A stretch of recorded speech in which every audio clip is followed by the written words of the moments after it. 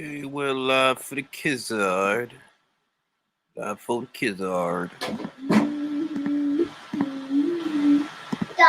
Got my man Huey Fury over here. Marius Vac. You know what I'm saying? Not a right hand will be thrown this entire fight. No, I don't know. Let's see if Huey Fury improves. We'll see. I ain't gonna knock him. He's still young. He's actually very young. He looks a lot older than he is. He's like what's his face? He's like Joseph Parker. Joseph Parker's actually a young dude. Younger than Wilder, younger than AJ. Young dude, man. We're going to see what Huey does with this opportunity. Redemption or repeat? Will Huey Fury continue to underperform? We will find out shortly. All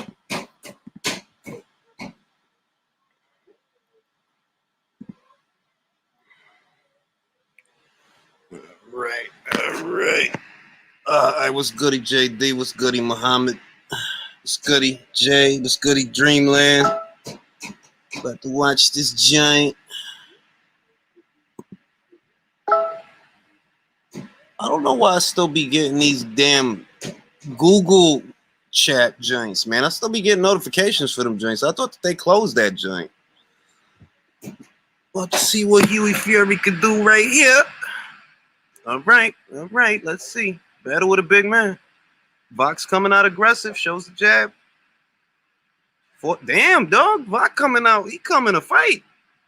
Vox is aggressive out here.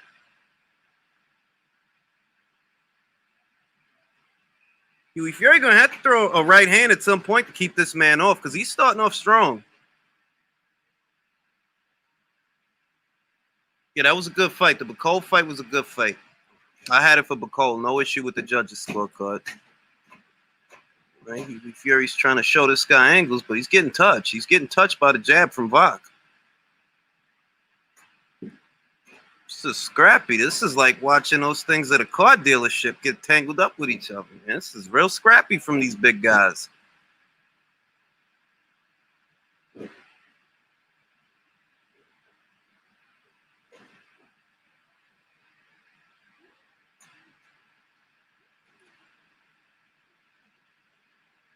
All right, Huey. It's 2 shots go. These guys are trying to give each other a kidney punch or something.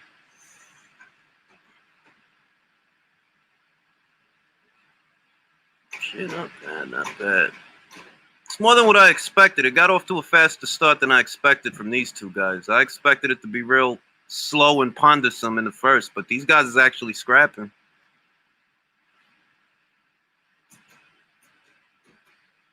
Huey's going to have to assert himself here.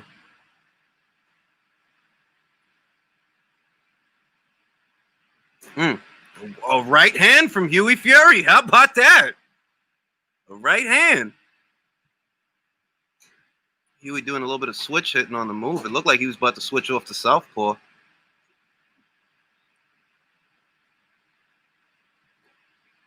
Vox a big guy, though. Real big guy. Hard to muscle a guy like that around.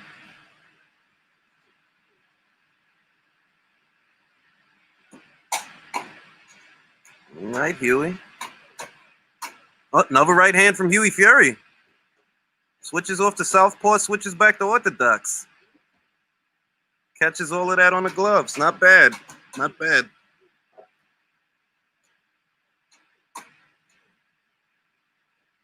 Touches him with the jab. Yeah, not bad from Huey.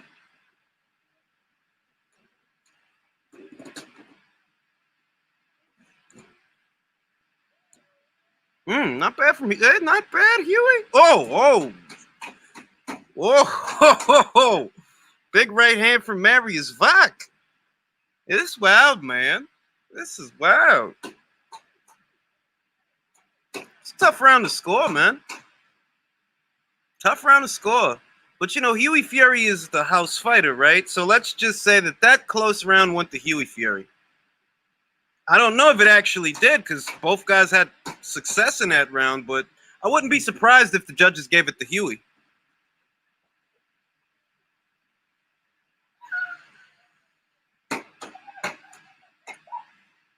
Oh God, I just realized Lawrence Okolie fights after this. Oh God, I should have just waited. Ugh. I don't want to have to suffer through a Lawrence Okolie fight. Oh God, I just realized that. I don't know why I thought that right after this they'd go to Joshua Pulev. Then I looked at the time. I'm like, nah, Joshua's ring walk ain't at 4:30 or 5. Oh God. They got him fighting Jazuski. Short notice guy. Let's see. Yeah, they're getting off to a scrappy start here, man. This is only the second round, but they're throwing punches. I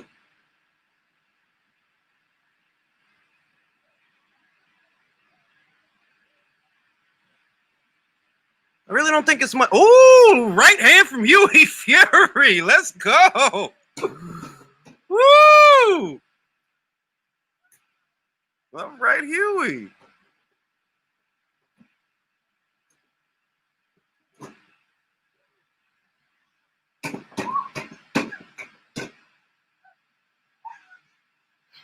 Huey's going for it, man. He's going for it. Not a complacent performance at all.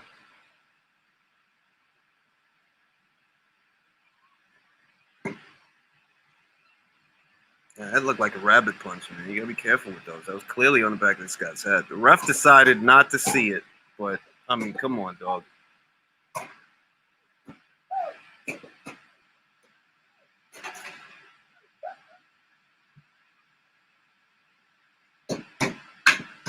Spirited effort from Huey Fury. I don't know how long these big guys can keep up this pace, though, man. These are really big guys.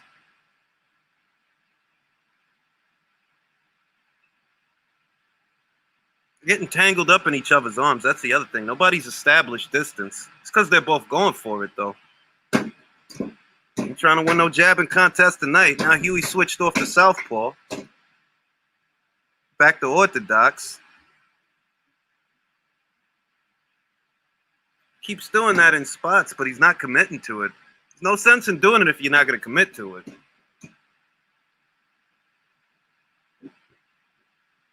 Another right hand from Huey Fury. Whoa, what an uppercut. What a chin. Woo, Huey Fury. Y'all seen that uppercut? God damn. Another right hand from Huey Fury. Doesn't look like it gets through the guard, but there was something on it. Now Huey's holding his own, Paul. He's holding his own. Like, he's obviously, he's noticeably slimmer than Vach. He is. But he's not just getting pushed around. He's holding his own. I'll tell you what. I like how he looks here more than how he looked with Joseph Parker and more than how he looked with Pulev. Those were hard fights to watch. Huey is giving a solid effort right now against Vach. Maybe it's that Huey is more comfortable fighting fighters that are eye level to him, because that's the most noticeable difference. Pulev and Parker is smaller guys than he is. God damn, what a right hand. It's a good fight, man. It's a good fight, man. What a chin on Huey Fury, though, man. He took a right hand. He took a right hand. He took a hard uppercut.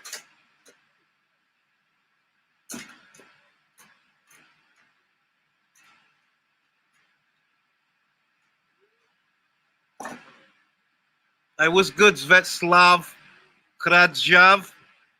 I don't know how to pronounce that, but I tried. It's a good fight, though, Sufami. It's a good fight. Like, you know, you don't expect this kind of a performance from Huey because of the Parker fight, because of the Pulev fight, but he's holding his own. He looks all right. At least he's really trying. I don't know who they gave that round to, though, if I'm being honest. The first 2 rounds of this thing are close rounds. Both guys had success. Both guys landed hard shots.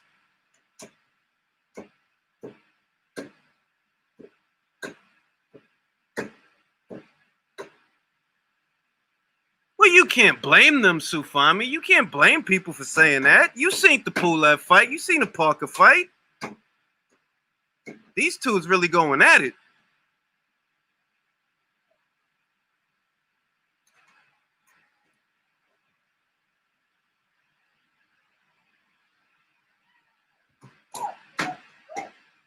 Pulev got, Bach got a short right hand in there. Wasn't a lot on it because there wasn't much space, but he got it in there. Huey Fury's going to town, though. He is going to town. You gotta love the persistence from Huey Fury, though. You gotta love that you know he doesn't let it get to him. Just keeps working. He's muscling Marius Vach around, man.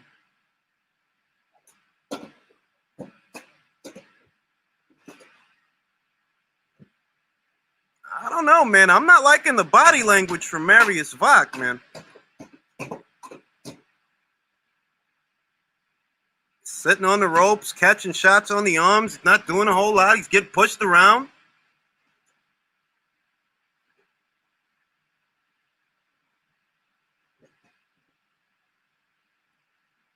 Hey, I like how Huey looks, man. Y'all say what you want. I like how Huey looks. Huey is going to town.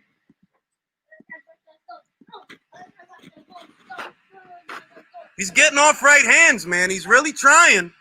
I think it's because Huey Fury is more comfortable fighting opponents that are eye level to him. When he had to fight guys that had a small, a slight discrepancy in size, he looked real uncomfortable.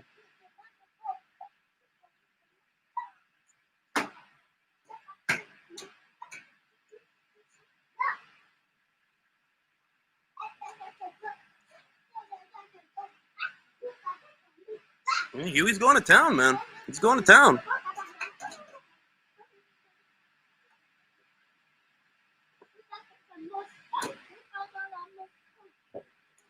Trying to get some uppercuts in there.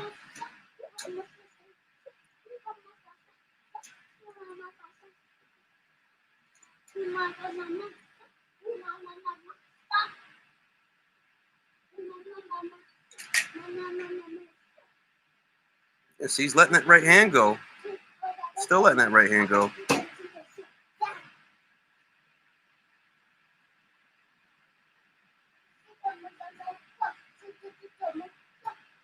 It's weird, but it's weird seeing Vach get pushed around like this, but that's what's going on. He's getting pushed around. Noticeably bigger guy. I got to give that round. I think if there has been a clear Fury round, it would have been that one. That was a clear Huey Fury round.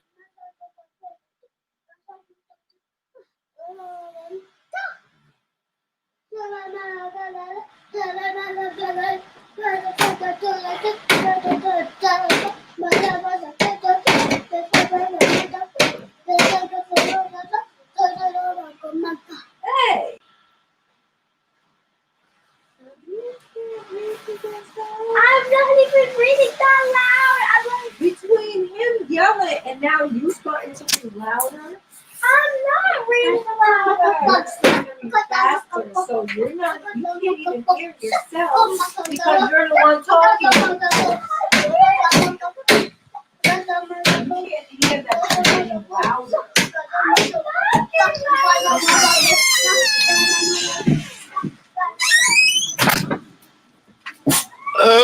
Okay. Beginning of round 4. John.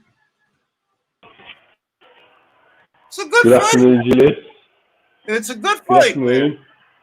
How Are you you doing? enjoying the hand speed from Hugh? Look, honestly, I got to give him credit. This is way more than I expected. I got to give him credit.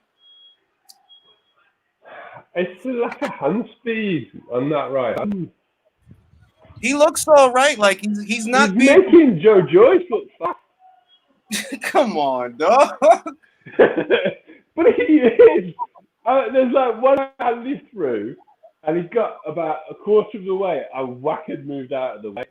And I mean, I know Whack known for his hand speed, for his foot speed, sorry. I gotta give him some credit because he's cut. He's got a cut over the left eye. Flash of heads. I'm not sure. Is that the same eye that Pulev opened up the cut with? Looks like it. It looks like it. I mean, he is a bit of a bleeder. But he's still controlling the action here. That's the thing. He's pushing Vach around. Yeah, but Vach is solid though. That's the thing. He's just big. Vak is solid, man. I mean, Sorry. he's solid. He's fucking 6 foot. Julius, whatever the hell he Julius, is. Julius, I love positivity. There's nothing wrong with being positive. He's solid, man. What? He's a step up from Sam Sexton.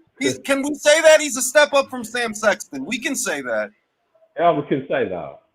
We can say that. But I keep hearing about how he's going to be a force at world level. And I just think this is his level. I'm gonna give him a little bit of credit. I'm gonna give him a little bit of credit. He's showing more than I thought he would show. This is much more of a fight than I expected. I like it. Please don't let the doc call this fucking thing. He's fine. It's not that bad. It's a good thing because if he's ahead on points and it's a headbutt, they'll give him the decision and we can move on. Actually, that wouldn't be half bad. If he's right.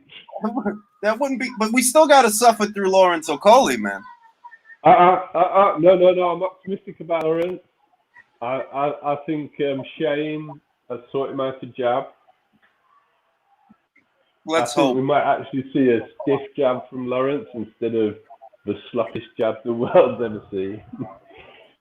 Ooh, nice body shot, Huey. Nice body shot.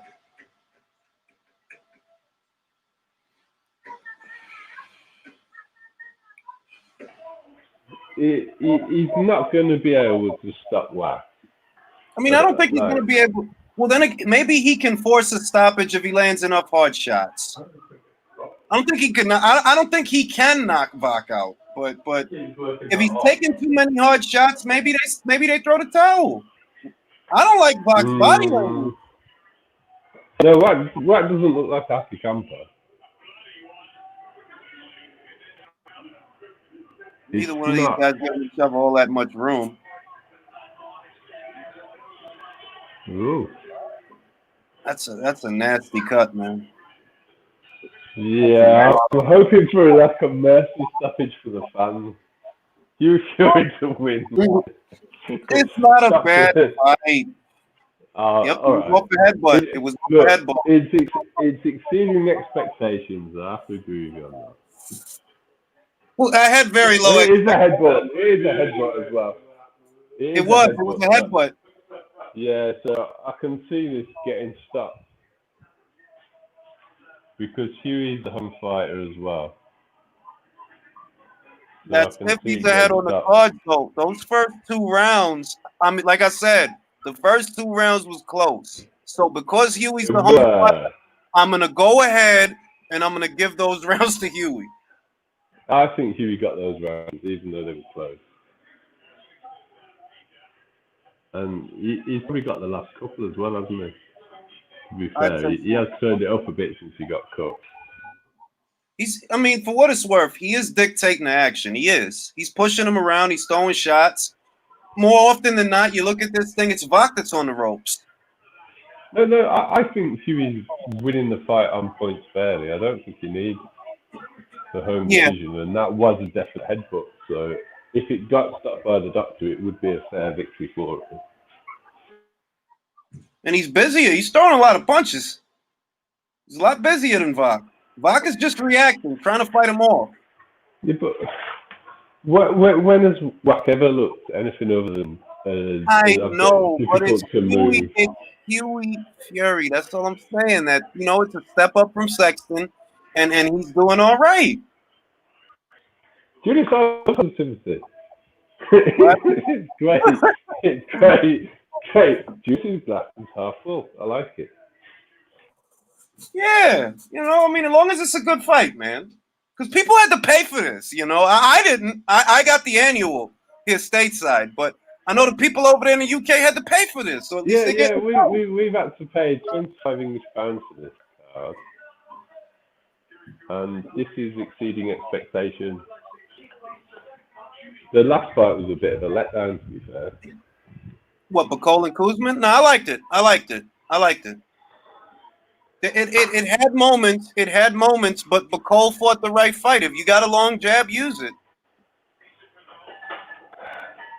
You got to entertain the fans, Julius. True. It's not amateur boxing. True, but every time he let Kuzman in the pocket, you saw what was happening.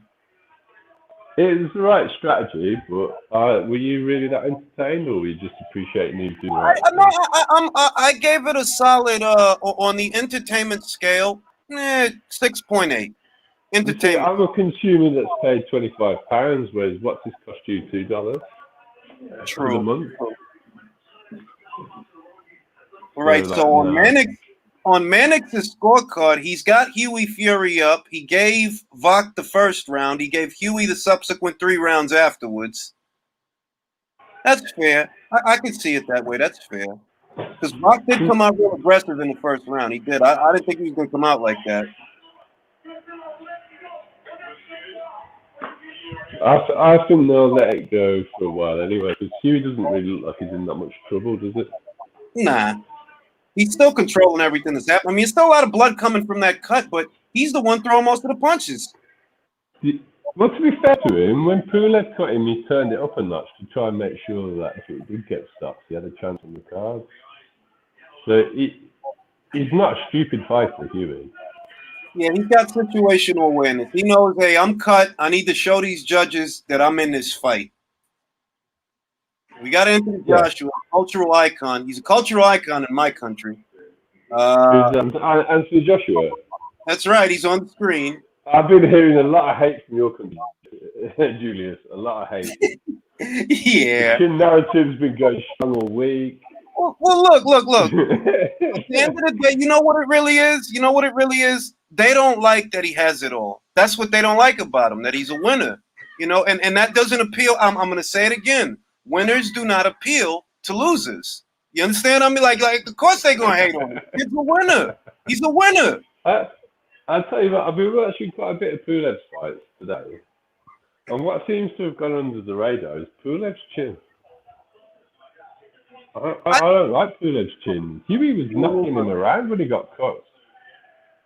Look, Bogdan Dinu hurt him early in the fight. He hurt him. And I'm not talking about the cut. Like, he kind of frazzled him. I remember that. So I'm a bit kind of like, what? I've gone for my official predictions like 7-round stoppage, but when Lennox is talking about it's gonna look like the Molina fight. You're lying, bro. You gotta talk to them. You're lying. Man, this is bullshit. I'll say, I don't think Pulev sees the 6th round, man. I don't. Man, fuck up. Man, why don't see this shit live? Man, we ain't buying this shit you selling, bro.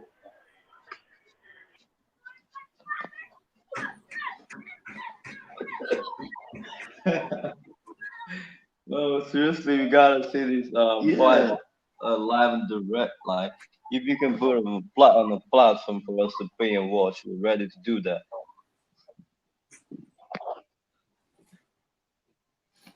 Well, it's live, bro. All right, Huey Fury with the combination punching, with the shoulder roll. All right, Huey Fury. Julius is the Huey Fury fanboy.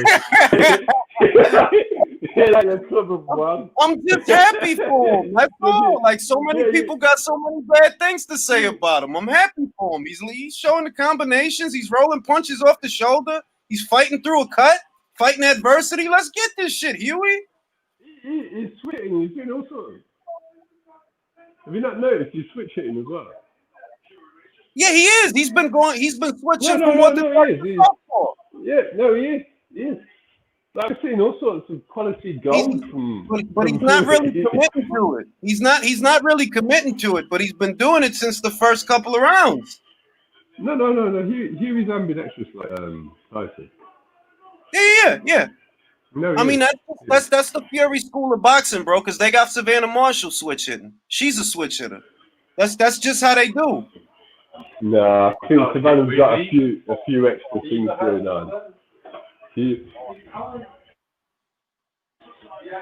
Savannah's got a few extra things going on that they don't teach. She knows how to punch. Very good puncher. I like the feet on Huey Fury, giving him different angles. Nice switching off the southpaw. Shows the southpaw jab. Torn with the jab. Brings over the left hand. All right.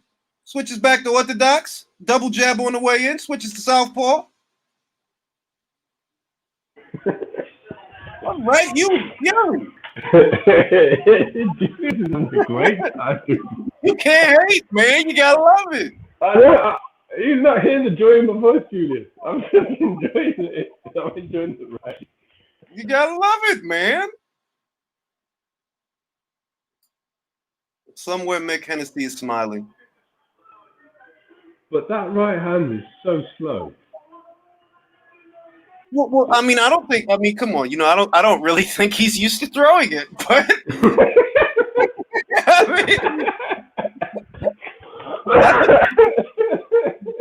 but you know what? He brought it tonight. He brought it tonight. Not gonna appreciate that.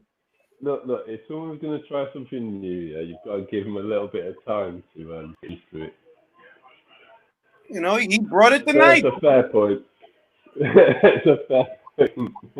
It takes a while to learn a new trick. I'm not mad at him at all, man. He's doing all. Huey Fury's all right. He's all right. You know what I was wondering though? If Canelo wins, right? Because they said the WBC title's going to be on the line. Is he actually going to fight Avni Yildirim, or does he vacate the title? I can't see nobody giving Canelo $20 million to fight that kid, man. And you know that's what he's going to want. Yeah, but is he franchised at that weight anyway? Well, franchise isn't specific to a weight. You know, when you're franchised. Exactly. So, how does that even work other than Mauricio wants his sanctioning fee? I mean, I guess, you know, I thought he was going to get sanctioning fees just because Callum has the WBC diamond. He's got the diamond belt, so I figured, well. Mauricio to put as many belts on the line as possible. So I thought he was going to get paid anyway, like. Yeah, but Mauricio thinks he can get paid 3 times, Julius. You got to think properly about this. There's the diamond, there's the actual belt, and the sanctioning fee. There's silver, diamond, interim, and I don't think the pearl is a belt that you could fight for. I think that was just for that Amir Khan fight that they made that pearl belt. But there's about 3: the silver, the interim, and the diamond. Yeah, but in this particular fight, if you're saying the actual 168 belts on the line. Yeah, the actual belt. Diamond, the actual. Yeah. But we've also got the diamond belt in play and the franchise belt. So maybe Mauricio's trying to get free sanctioning fees out of this fight. Well, I mean, money this year. That wouldn't surprise anybody. That wouldn't surprise anybody. But I'm just wondering if Canelo wins the fight, does he fight? Because the deal is, they basically got Avni Yildirim to step aside in so many words because it's his title shot, and they got him to step aside. It's just a bullshit situation because he's got a franchise belt. He doesn't have to fight any mandatories, does he? Yeah, but that's the thing. If he wins the deal, well, at least based on what I read, whoever wins the fight is the WBC world champion, right? And they have to fight Avni. And I'm thinking Canelo or vacate. Or vacate. I mean, that's what I'm thinking, because I'm like, bro, ain't nobody gonna give you no $20 million to fight Avni Yildirim. Like, ain't nobody gonna give you that. No, the zone aren't gonna pay him that, are they? So I think it's so that he can just be unified. I don't really see the only person benefiting from that situation is Mauricio Sutherland. Well, then again, Canelo is saying that he wants to unify this division, that he wants to go undisputed here. So, I mean, maybe he wants to hold on to that belt. I'm thinking maybe they can delay the mandatory, right? And then they'll have Canelo go into a Billy Joe Saunders fight afterwards. If he does, that'll trump the mandatory. Well, Mauricio will do that for him anyway, won't he? Yeah, I mean that's the thing. That like it's Canelo and Mauricio, between them two. Yeah, they can do it. Magical things happen. Well, exactly. Strong so, round. I mean, if he actually wants to be all out undisputed, then Mauricio's not getting in the way of that, is he? Yes, No but way. not with Canelo, man. Not with Canelo. No, not Canelo. Specifically Canelo, that's what I mean. If it was a different fighter, Exactly. then Like, look, you see what they doing at Superfly. They got in the way of the Gonzalez versus Estrada rematch. They got in the way of that. They ordered. but didn't they invent the franchise belt specifically for Canelo in the first place? Well, that's the thing. Canelo's franchise wherever he goes. He gonna be franchised wherever he go. So it's not even about the super middleweight shit. I'm just wondering. All right, it looked like Canelo want that green belt. It looked like he want the real belt. Fuck the franchise. It looked like he want the real belt, right? Well, do you remember what I said the other day? Since Canelo's left Golden Boy, he's beginning to look like he's actually interested in legacy. And maybe it was Oscar creating the asterisks that he's got. I think so. We've got no rehydration clause first time. I thought a bigger man, no rehydration clause. And you gotta love that. You gotta love that because if you get a fully hydrated Callum Smith, all right, now you cooking with rice. Now you cooking with rice. Huey Fury with an uppercut. Huey Fury rolling punches off the shoulder. No one's ever questioned like his slickness. It's always been his offensive ability that's come under fire, isn't it? But you know what? He's actually throwing punches. He's being busy. He's showing a jab. Look, at this level of fighter, Huey can look good. It's when he steps up a level that we see question marks. I thought he put in a really good first 4 or 5 rounds against Povetkin, and then he just dropped off. That's a good fight, by the way. That was a good fight. Yeah, it was, but I felt Povetkin deserved the result by the end of it. I thought Fury played his part. Look, we got to give Huey this much. He's been in there with Pulev. He's been in there with Povetkin. He hasn't kissed the canvas yet. You know, he's been in there with a lot of good guys. Parker, Pulev, Povetkin. He's in here with Marius Vach. He's all right. He's all right. Yeah, but I don't want to hear any talk about what can he be when he gets his full man strength and all that all day. I could go for Huey is what he's going to be now, I think. Look, if Huey wins this fight, I could go for a Bacall situation. I could go for that if Huey wins this fight. Yeah, that's fine. But that's a step up for Bacall and not a step up for Huey, really. Yeah. I don't think they've necessarily put Bacall in with Huey yet. No, I think Huey beat Bacall on what I've seen today. Bacall's feet are not educated enough to keep up with Huey. Showing that jab, showing that lateral movement, catching shots on the gloves, going into a clinch. Huey Fury. But the backhand is so slow, Julian. It is. Did you see? He went to throw the right hand and he didn't actually let it go because by the time it got in line with his shoulders and his hips. Yeah, but look, Marius Vach is like 6'8". Huey Fury's like 6'7". You know, get a guy a break. Give him a break. He's fast for a guy that big. No, I think we're going to see some hand speed later. I'm trusting Lennox's prediction. Jeez. Marius Vach looked tired. Huey Fury, he looked like he'd go another 15 rounds. How old is Vach? Isn't he in his mid-30s? Mid to late 30s? I thought he's getting close to 40 now. Yeah, you gotta be, because Marius Vach has been around a long fucking time. I think he might be older than you, Julius. Or my age. Well, I hear a lot of talk about how old you are, Julius. Yeah, because I'm an old guy, man. You know, I've seen a lot of TV shows. That's the way the company is it. He's 40 years old. And he's going to be 41 in a week. Oh, wow. I didn't know he was 40 already. 1979. He's born in 1979. Pretty much. Well, you know, 40 at heavyweight is really 35. No, it's not. Not when you look like that as well. Not when you look like that. do you remember what Vlad looked like when he got in the ring with AJ? Yeah. And I've never heard the end of it that Vlad was shot. He was an old man. Well, that's the thing. I didn't, when it came to that fight, right? I never felt that Vlad lost to Fury because he got old or because he was shot. I honestly believe, you just got out-thunked, bro. That's what happened. He just There's had no your number. question. Like, Tyson Fury got in his head, and this is a control freak who didn't feel like he was in control. And that's how Tyson beat him.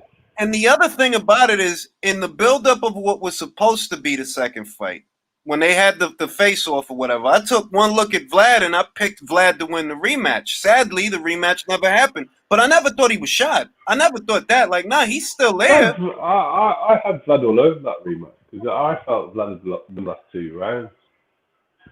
He'd actually realised that there was nothing coming. And it was a contract. And then once he realised there was nothing coming, he started to finally let his hands go. That's what I figured. He was going to beat Tyson in the rematch, and I picked him to win. Never happened. But I never thought he was shot. I never saw a shot fighter. I'll tell you what I saw. If you go back to the Brian Jennings fight, I saw a complacent champion who was happy to fiddle to victory. And he was going through the motions. And I think the loss actually made him hungry to fight again. Yeah, I mean, as cliche and convenient as that is, that's exactly what I think happened. That he just got used to defending the belts, and he got in front of somebody that beat him, and that gave him some fire, made things interesting. But I mean, if you go back and watch that Brian Jennings fight, that's pretty much why HBO dropped him, isn't it? Yeah. Huey Fury. It's like...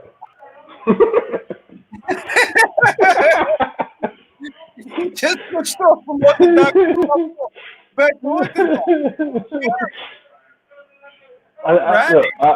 I'm going to give you some credit.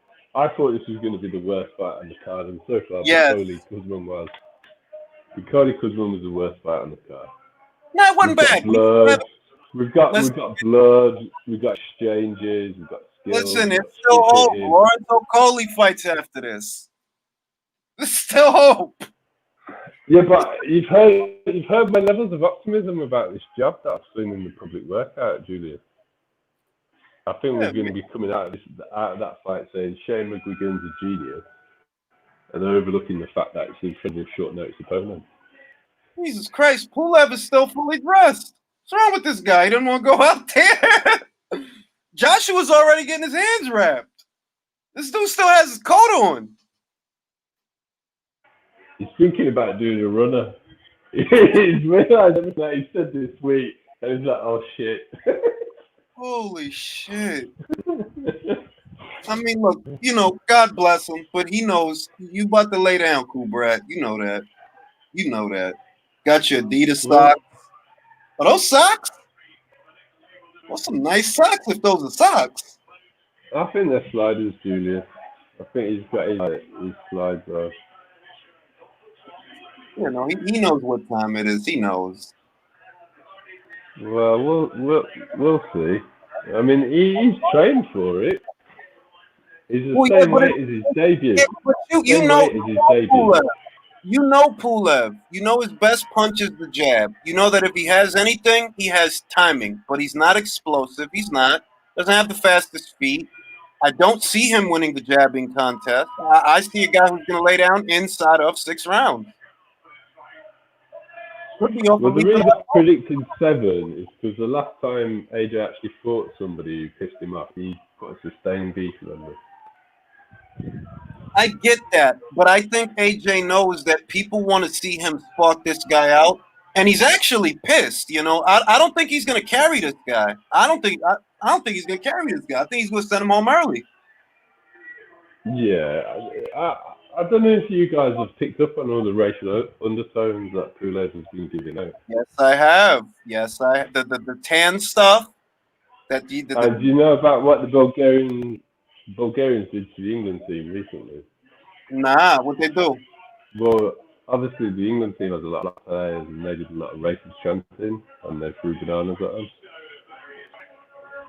And within the world of soccer, throwing a banana at black players is a long-standing form of racial abuse. Mm. Like a long-standing, yeah. Well, I And think that's like very recent. I think he's gonna have those things in mind, and I don't think he's gonna carry this guy. I don't think he wants to. I think he wants to put him away early, and I think he will. Well, I think he will. I'm kind of on the fence about it because Lennox is confident that he said it's going to be like watching the Molina fight, Yeah, and that was two he's rounds. been more in camp. He is. If what he's saying about what he's saying in camp is the case, then I can see that happening. It wasn't the Molina fight was what 2 rounds, right? Or did he get him out in the first? That's third round, but the first 2 rounds it was just for a jab. As soon as he Yeah, opened up, that was it. It's like yeah. the first combination that landed basically took him out. The AJ didn't actually open up until the third round. I don't think Pulev takes the best punch. His best weapon is the jab, and I don't think you're gonna out jab Anthony Joshua. I don't think you got the. Well, the way he uses that jab, I mean, he did take away Klitschko's jab, and he did out jab Klitschko. But AJ's got a slightly bigger reach than Klitschko.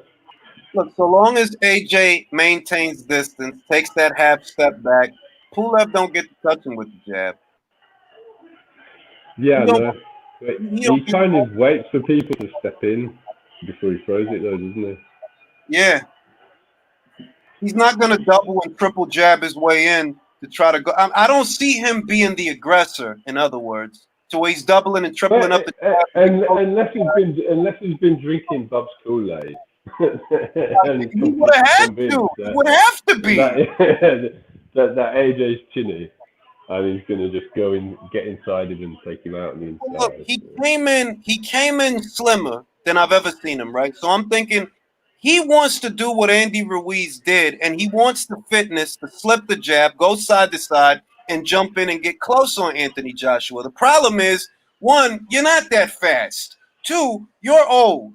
Three, you don't take the best punch. I mean, I know I don't like talking about chinny heavyweights, but I just don't see him eating a clean right hand or a clean left hook from Anthony. Like, I don't see, like, you ain't eating one of those, bro. Andy could fuck around and eat one of those, but not you, bro. Yeah. But there's a difference between talking about having a good chin. That's when you're talking about relying on your chin at heavyweight. Having a bad chin at heavyweight is a problem. It's a fucking disaster. Now, I'm not gonna say Pulev has. I'm not gonna say. Well, I don't know. I don't like the way he reacted to some of the punches from Fury in their fight. I watched it again this morning. I was like, I hadn't even really thought about Pulev's chin. Because, like, when it comes to AJ, his power is proven. So, you don't really want to be thinking about chins in fighting AJ. The Bogdan Dino fight is really what sealed it for me. That in those first 3 or 4 rounds, like, yo, you really got hurt. It ain't just the cut. Like, yo, this dude legit frazzled you for a minute there. And it's a part-time boxer. He's literally a part-time boxer. I've intentionally ignored that today because I think this is going to be a better Pulev. He looks fitter. He looks more motivated. And I think Pulev was protecting his...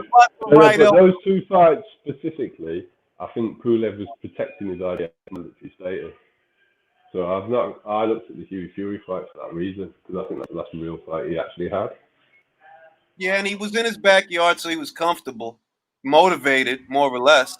But Huey still moved him with some punches, and people say Tyson doesn't punch, but Huey 100% doesn't punch.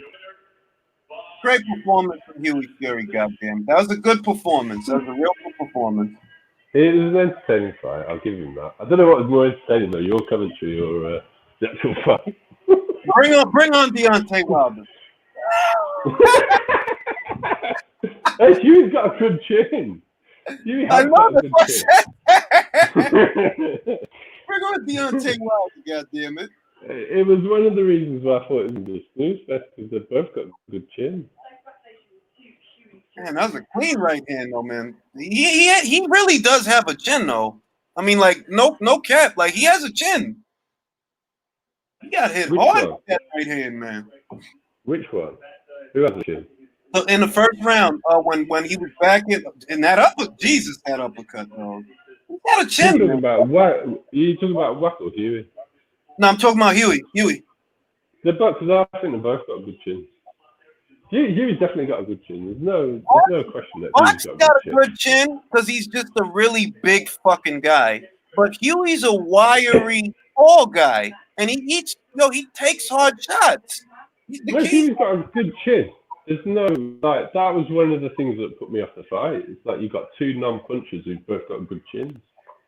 well, that's kind of See, you know the Warrington Kansu fight, right? You know that neither one of those two guys are all that big a puncher, but they throw a lot of punches. The both of them throw a lot of fucking punches. That's what makes that fight appealing. That neither one of them is big punches, but they throw a lot of punches. That's gonna be a fucking yeah, but you like a fight in the lift, don't you? yeah. You just like the action. I get it. There's nothing wrong with that movie. But that sounds like a Julius fight to me. Like a lot of punches thrown. like that. I want to. That's okay. It's all right. I'm not criticizing that. Are you looking at the TV? Oh my goodness. Oh my goodness. I don't know if we're on the same speed. I'm seeing Lawrence hit the heavy bag. Ah, yeah. We ain't looking at the same thing, man. We ain't looking. We're profiling Lawrence. We got Miss Great Britain here in the States. That's what we got on the TV right now. Oh my goodness. What are you seeing, Julia? Natasha Jonas and Joshua Buatsi. Okay. Very nice, shapely. I'm sitting. Oh, you like Natasha Jonas? Nice, man. It's nice, man. She's a good looking girl. It's okay. Yeah, man. Peter Fury's a good trainer, man. Peter Fury's a good trainer. Good trainer. We don't have to agree about everything. All right, Peter Fury or Joe Gallagher? Oh yeah, Peter Fury or Joe. Yeah, but that's fine. You can't have that. Like Joe Gallagher is worse than Sanchez. Are you saying that he's worse than Abel? He's worse. He's the only person I say is better than is that clown that trains Deontay Wilder, who's the Taibo instructor. What's his name? JD's guy, JD's? Yeah, he's better than him, and that's about it. Hey, listen, man. Joe's all right. All right, Joe is all right. Why do you like him? I think it's because I get the sense that he really looks out for his fighters, you know. But I don't think that he does, because he's so stubborn. All he's been complaining about is he hasn't negotiated. So clearly Eddie would have negotiated, but he just said a flat no, and then he's moaned about it in the press. I guess. So that's just stupid. A bit like his fight strategies. Well, I mean, look, he can't be all that bad. Did you watch Frampton versus Quigg? Yeah. So what did you think of Joe's game plan in that fight? Joe's not really a, how could I put it? I think of trainers in terms of levels, right? And I feel like Joe is in that B and C category. They're not all gonna be, they're not all gonna be. Where are you rating Abel Sanchez in that scale? Oh, I mean, Abel's in there, bro. Abel's in there. He's in that B and C. He is. Okay. There's only a couple of trainers that I honestly think of as like A levels or solid Bs as far as trainers. There's only a few. Okay. So we've got like Abel and Joe at C minus. Yeah, Abel, Joe, Manny Robles. I'd put Joel Diaz as a solid B. Good trainer, real good trainer. Robert Garcia, that's an A for me. Freddie Roach, a contentious A. There's certain things. Yeah, I don't like Freddie as a trainer. I feel it's certain things that he's gonna get out of you. It's certain, and it's bankable. And because it's bankable, that's why it's a contentious A. It's bankable. You go to Freddie for aggression, he can get that out of you. Okay. Where have you got Ben Davidson in this scale? Ah, come on. I just want to know where he is. I'm not I saying got Ben. All right, if I'm being honest, I got Ben on the lower end of that C. You got him a C minus down there with Joe Gallagher. It's not his. It's not that I don't think he's good. I just don't think he has a big enough body of work to where. I don't think he's any good. I'll be honest. I think he's. Well, he's got Josh Taylor now, doesn't he? Yeah, but I don't think that's going to go well. Well, let's see how if Josh starts looking like shit, we know who to blame, But let's see, because he doesn't have a large, but he like Shane McGuigan, he's inching more and more towards that solid B. Like I like Shane, I believe in Shane. I've seen what he's. I think he's like a C plus with room to progress, isn't it? I think he's a little better than a C. I think he's a little better than a C. Overall, I feel like I've got him at a C plus because he needs to prove some more stuff. Not that he necessarily can't, that he hasn't. If that makes sense. Who else do I got? I got Ronnie Shields in that lower end of the C's category. I don't really. He needs to be right down there. I don't like Ronnie Shields. I don't like Ronnie. Ronnie Shields is useless. I don't like John Davis too much. I don't like him. Yeah, we had that conversation the other day. Who else? I think I was a bit blinded by a couple of skills when I was rating him, to be fair. I like Andre Rosier. I like him. So where have you got Buddy? What have you got Buddy McGirt? I like Buddy McGirt. I do like Buddy McGirt. Yeah, but what's actual score? Let's say C plus B minus. Let's say that. Okay. C plus B minus. You're not getting too high. You're not getting too gas on Buddy, though.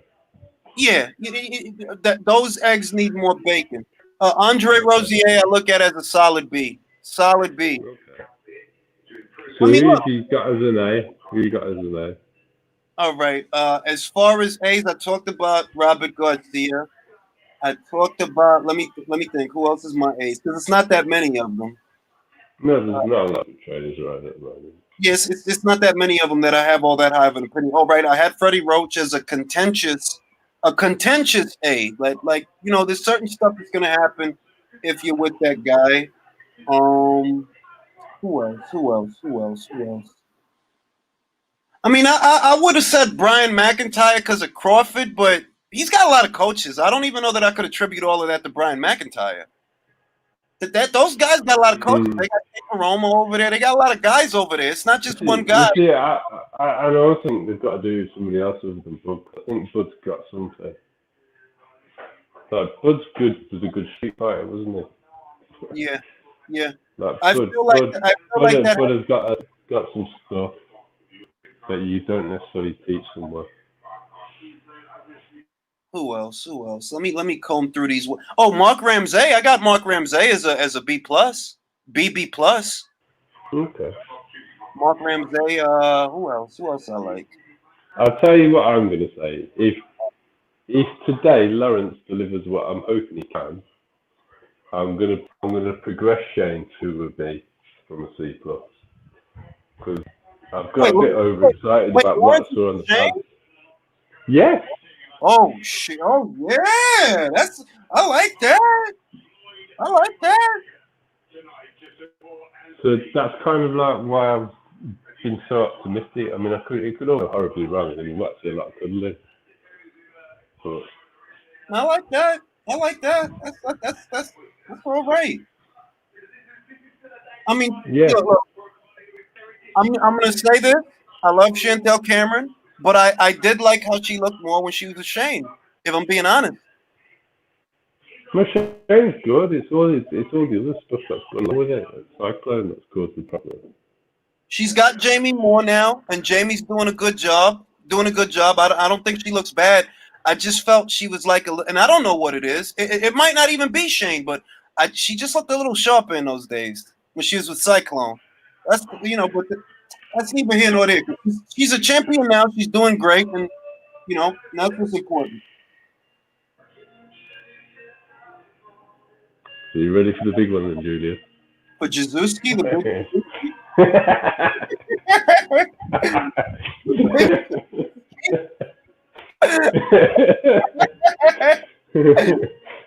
Is this even good for 12 rounds now? I mean, I'd love for Lawrence to end this guy's night early. I'd love that. Yeah, he's supposed to be a bit of a tough character, though, isn't he? So I'm not sure that's tough. I don't know the guy. If I'm being honest, I don't know the guy. I don't know a lot about him. I predicted Lawrence having an early night based on the fact that he's short notice, and he's still lined up to get this. Is it the WBO? Yep. He's lined up for a cruiser business, so I assume they wouldn't put him in with anyone dangerous and try and make him at least look good. But I've heard a lot of people think he's quite a tough guy, so I don't know enough about him. Let me tell you something. Glavaki testing positive for COVID, I'm just saying, could have been an angle so that he could end up fighting, because it's his shot. You know that, right? It's Glavaki's shot. And you could use that as a strategy to, you know what? I don't want to fight Lawrence for the belt. So let me get this COVID, and maybe we can see about setting something up over there in Poland. Well, I'm just saying, it's all the bad things I've said about Lawrence over the years. It's not going to be easy to beat him. He's 6'5". He's got hasn't he got like an 80 or 82 inch reach? He's got a heavyweight wingspan, bro. He's got a heavyweight. Yeah. And he's strong as well. The problem is it's not good to watch, but he's not easy to beat. If he can get off a clean shot, like when he does get off a clean shot, he hurts guys. Oh, there's nothing wrong with the power in his right hand. It's the fact that he's got no jab. Yeah. But that's what I saw on the pad. That's why I was kind of like, if he can just stop people causing the difference, they're going to have a problem. My fight prediction was Okoli waves his tentacles for a couple of rounds, and eventually he gets off a right hand and gets Christoph out of there. That was my prediction. And I thought that was a sensible prediction. But I watched the public workout, and that's what kind of got me like, if you can do it on the big stage under the lights, what I saw him doing on the pad, then Lawrence could become an entertaining fighter. He feels that motherfucking Christoph, he thought about it, like, man, I don't want to go to Eddie Hearn's house, and I don't want to go over there. I don't want to do that. And he just decided, let me get this COVID. Let me just get this positive COVID test popping and see if we can't fight for the title against somebody else. Well, there's a lot of logic in that idea, Julian. I mean, the idea that maybe Povetkin wanted to have a bit of a longer gap between those fights, so COVID was a convenient. Yeah, because I mean that buys him more time. If nothing else, that buys him more time. It was a hard fight. He get busted up. He took some damage, didn't he? A lot of people think he really got beat up in that fight. You know, they just focusing on the end of the fight. Povetkin got dropped what, two, 3 times in that fight or something? I think it's 3. It's a minimum of 2. I think it's 3. And he took shots as well. It's not just getting dropped. He took a lot of shots. Dillian was having his way with it. Fight. He was getting his head jabbed off in that fight. Dillian was having his way with it completely. Until that last combination landed, Dillian was just having his way. I think he's going to go in for the kill this time. With Dillian, I need to see Dillian learn how to defend the uppercut, because it's every single time. Oh, well, this Jazuski guy is unbeaten. He's unbeaten, this guy. Yeah, I just don't know anything about it. I mean, neither. I don't know this guy. It's more, what influenced me was the fact that it's short notice. So I'm not sure Eddie's very good at short notice fights. I mean, look how Ruiz went. These guys look like they're in different weight classes, man. Look like they're in different weight classes, man. Suzuki looked like a super middleweight. Yeah, but Lawrence is a big cruiser, though, isn't Yeah, he's huge. He's he? gonna He's a have. big cruiser. He could be our next Bridgerweight champion.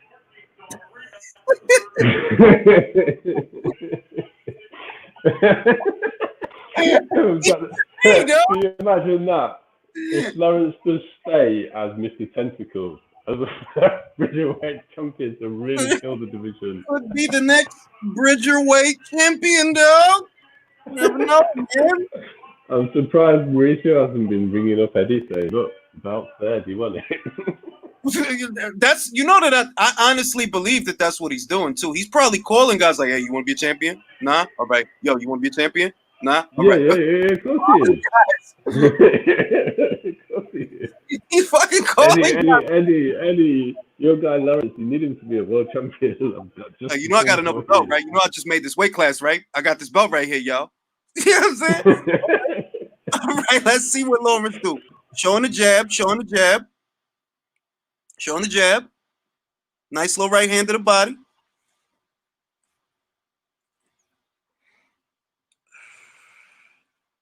All right. All right,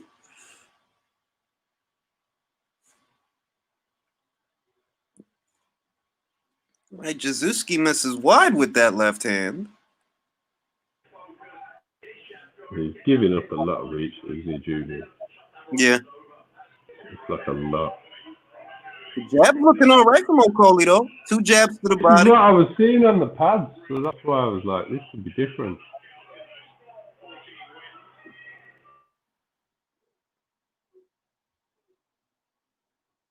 Yeah, I like what he's doing with the lead hand. I like it. Well, like, all you've got to do is stop people getting in with it like inside him, and Lawrence And he's is keeping like it that. out there. He's keeping it out there. Yeah. Nice little right hand there. Nice right hand. Oh! Okay, Lawrence. Come on, man. Bring up his lunch, man. Couple more of those, man. There is money You're in ahead there. of me. Your team's ahead of me. All right, Lawrence.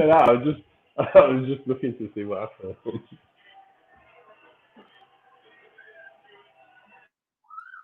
There's money in that right hand. Oh!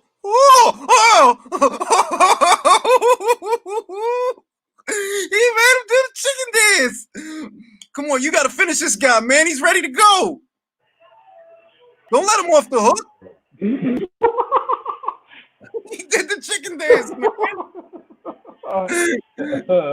I'm just catching you up now, Julian. Another one to that. There you go. To the body, man.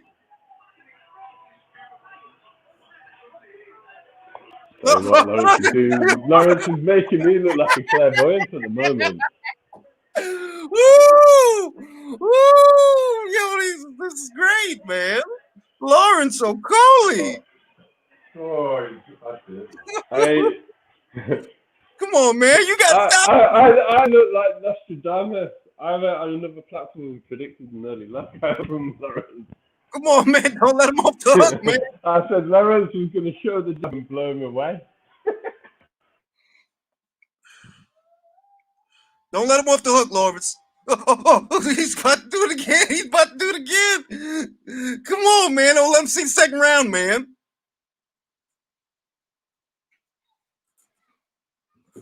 Oh, man. I don't know how he made it out of that round. I don't know. What did I tell you, Julius? Yeah, you know what? The jab and he's going to become an entertaining fighter. You were spot on, and the right hand looks the jab looks sensational. If I'm being honest, that's the biggest difference. But the right hand. How many times have you said everything comes off the jab? Yeah. And I think to get that right hand off, it's a long right hand. And when you have a long way. When you have those kinds of dimensions that he has, a good jab goes a long way. Yeah. But that chicken dance, that was a good chicken dance. He did it 2 times. He caught him on the temple. Why? He just doesn't know where he is. Oh man. Oh, It's a just tempo shot, and like that's come from a long way. It's got some good leverage on it, and come I on, think Lawrence. I was going to give him credit for staying up. He stayed up. Don't let him off the hook, Lawrence. Finish this guy early, man. And then Lawrence just needs to focus on his jab. Stop closing the distance and just jabbing. Whoa, Lawrence. Let it Whoa. flow. Lawrence got caught with a nice low left hook. Looked a little frazzled there. Keep that right hand high, Lawrence. Jesus. Don't let this guy start getting antsy on you. I don't think he's going to let him do that twice.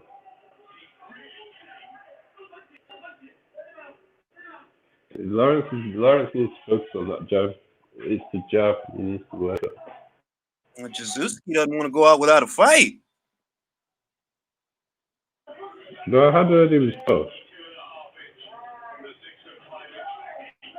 I think they're about his height though. Someone told me he was nearly as tall as Lawrence. He's doing that chicken dance again.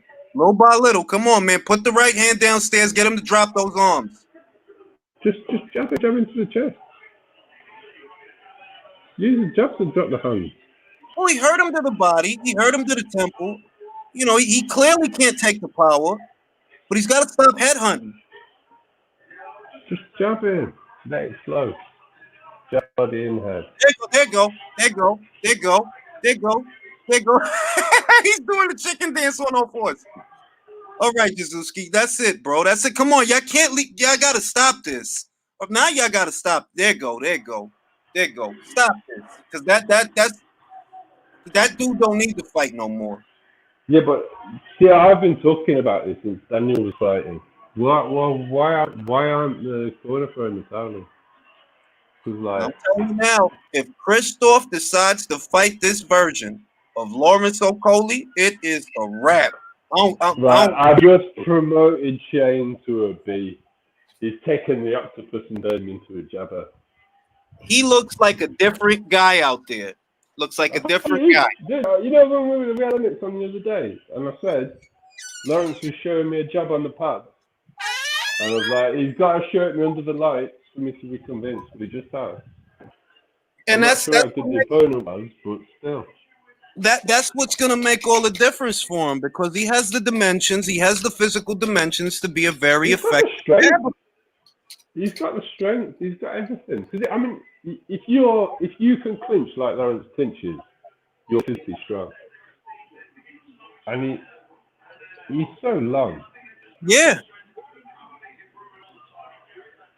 Like he's not a tall, skinny, weak. He's not a tall, skinny, weak dude that can bang. He's actually strong with it. As long as he keeps that jab out there, he's a problem. Big problem. Well, you got to think about it, right? I don't know how much you know about Lawrence's backstory, but he only got in the GB Olympic team because of his work ethic. Because of what? Of his work ethic. So if he's going to put that work ethic into that jab, he's going to become a problem. He's going to become a real problem. He really dug that right hand in there, man. Really dug that in there. Poor Jazuski. He tried, though. God bless him. Yeah, he got paid, man. Yeah. He paid the guy. I respect how many times he got up when he was clearly hurt. Because he looked like he was ready to go in the first. He's you got a to tough respect guy. him kept getting up. You know, I mean, I know the King Dance looks funny, but that's somebody trying to stay on their feet when they really shouldn't be there. We have a problem in the cruiserweight division. Future Bridgerweight champion of the world.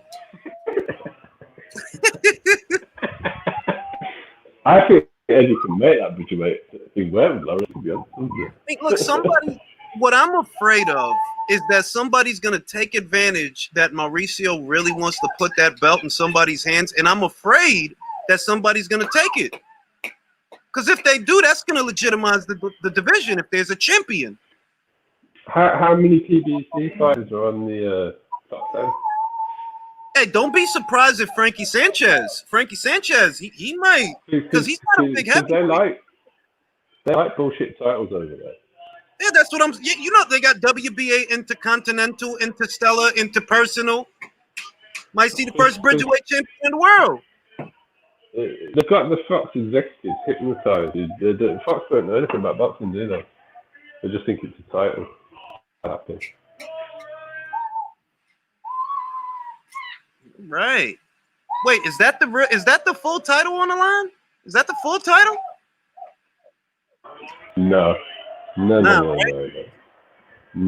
think it's interim. Because Eddie said that he couldn't. I'm sure he said he couldn't get him to agree to that title on the line. That first body shot took everything out of him, man. That first body shot, that right hand. Yeah, but it was all the jab, though. It was. All of the openings to do him that. with the jab. He blinded him with the jab. It's two things. I haven't got the chicken dance. I've got American football exercise. Oh man! what? Great, man. They've got some filler stuff going on. That was good. That was good. Shout out to Lawrence O'Coley for wrapping it up early. Let's get to the main event because I think that's going to end pretty early too. Julius needs to get to bed. I think the ring walks are going to last longer than the fight. Well, I hope Pulev got his gloves on. Or we're going to be sat doing nothing. Oh, man. Oh, man.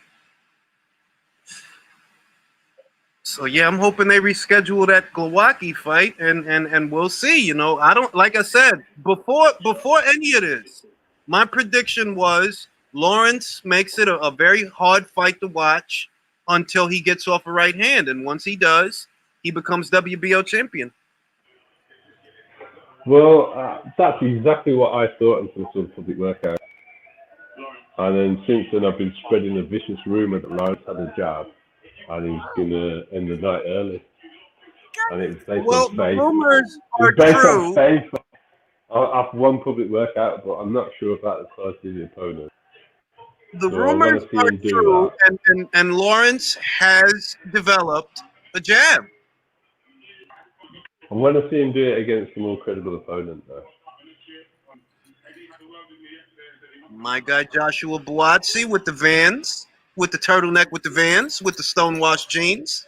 Nice choice. Yeah, he's got some swag going on. Very nice indeed. You're not getting Lawrence's speech over there. Nah, I'm getting Joshua Buatsi and Natasha Jonas on my end. we're getting to listen to the victory speech from Lawrence. Well, we're not complaining on this side. No, I wouldn't be. I want to see what Natasha's wearing. Is she looking good, Julia? Oh, yes. yes.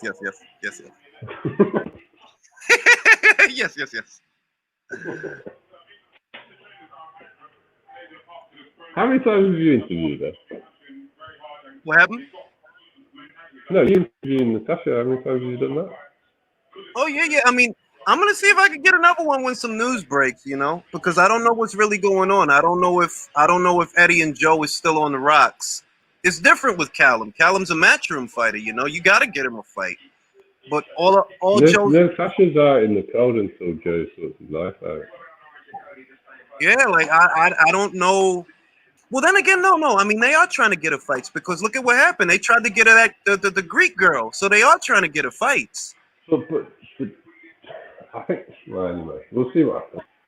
I want to see her fight. She's fun to watch. Well, that was the question. Whether or not the relationship is fractured and Matchroom is not like, are they not going to get her fights? But now we have confirmation that they did try to get her a fight. They tried to get her the girl I interviewed, Kalia Karuni. They tried to get her. She didn't take the fight, but no, matter of fact, no, wait a minute. Yeah. She didn't take the fight.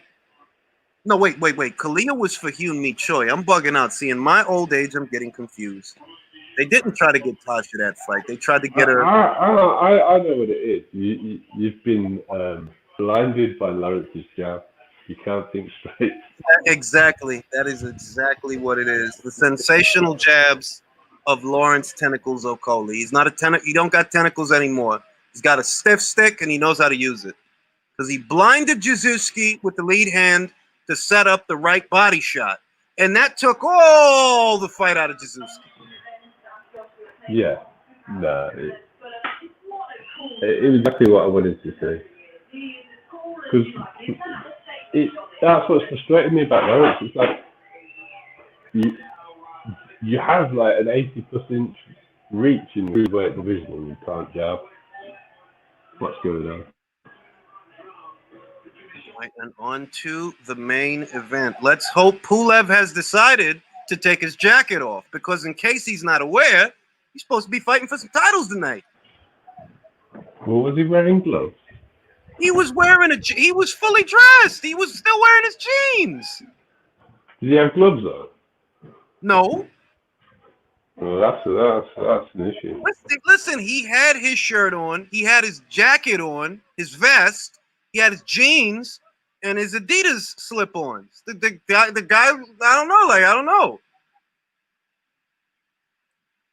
We have the very nobile Eddie Hearn on camera, looking very dapper. We have those. We've got more Lawrence footage. They're building the star, Julia. They're building the future Bridgerweight champions getting built. Bridgerweight champion of the world, man. You know, that's what it's going to take. It's going to take for somebody to pick up that title and literally call themselves the Bridgerweight champion of the world. And it's all over after that, because now he's going to have mandatories. The saving grace is that there's no money in that division. And if there's no money there, nobody's going to bother to campaign there. That's the saving grace. Like, what's the that's biggest why I'm name? worried about Heyman picking up though. What's the biggest name in the Bridgerweight division? Bryant Jennings. That should tell you everything you need to know. No, Alan Babbage. Alan's not going to stay there. I don't think Alan's going there. There's certain guys I know. No, hold on. When Philippe cleans Alan's class, might go there.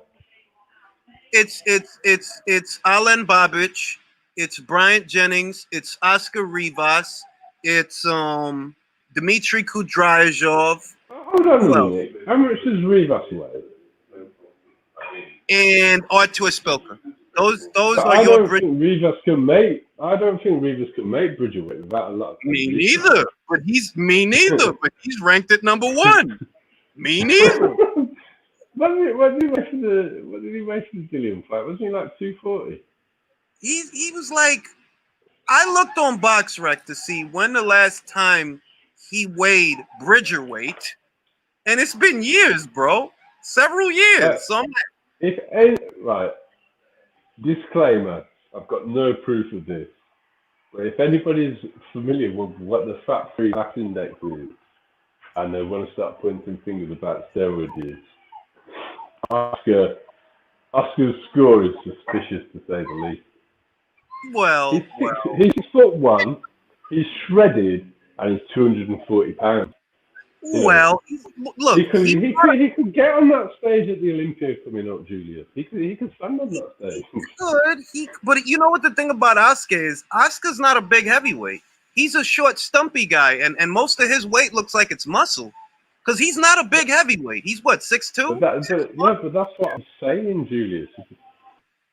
You're going to start pointing accusations about people taking steroids. Are you familiar with what the fat-free mass index is? No. Okay, well, if you get a score in the fat-free mass index of over 25, it's very unlikely that you've managed to achieve that physique naturally. And you can just put in the weight, the height, and the body fat, and you get a score. And I think Oscar's scoring about 27, which is the same as Arnie. Well, let's put it this way. We know Oscar Rivas is enrolled in the clean boxing program. We know that he hasn't tested positive for anything yet. And we know that he's in a pole position to become our next Bridgerweight champion. Yeah, but the only way getting there is to computerize. So until further notice, he's a clean fighter. Until further notice, he's No. a clean. He's 100% a clean fighter. I've got no proof that he isn't. He's 100% bridgerweight champion of the world. Is what Well, Mauricio did make clenbuterol legal, didn't he, in the clean boxing program? You can take them now. It's okay. It's fine. Yeah, I mean, well, they said they introduced a threshold. It's not that you could take it so much as so long as the clen that they find is within a certain threshold, they'll dismiss it and say it. Well, yeah, you know. So you can't take it. You can't take it. But as long as you've only got this much in you, lads. Exactly, okay. Because they're saying that threshold constitutes cross-contamination. That's what they're saying. Yeah. But Clenbo is Clenbo, bro. Clenbo is Clenbo. Like that's how I look. Look, if it's there, it's there. That's how I look at it. But so the rule is. No, I'm just saying that's the only way Oscar's making bridgerweight. That's all I'm. The rule is that clenbuterol is quantifiable, where certain other banned substances are qualifiable. Meaning for clen, they actually get the ruler out. But other substances like what Jarrell Miller had, oh, no, that's not quantifiable. Yeah. But I mean, that's a whole different level. Like that's just that. It's There's fucking no comparison. He could have been bridgerweight champion of the world. To be fair though, all that footage of him, when he got sent home from Deontay Wilder's training camp and he got busted up, wasn't he only about 220 then? Was he what? You know that Deontay Wilder sent Gerald home from sparring because he couldn't stand up to the punches. Yeah, he was only about 220 when that happened. Well, look at him as a kickboxer, bro. He didn't used to be that big.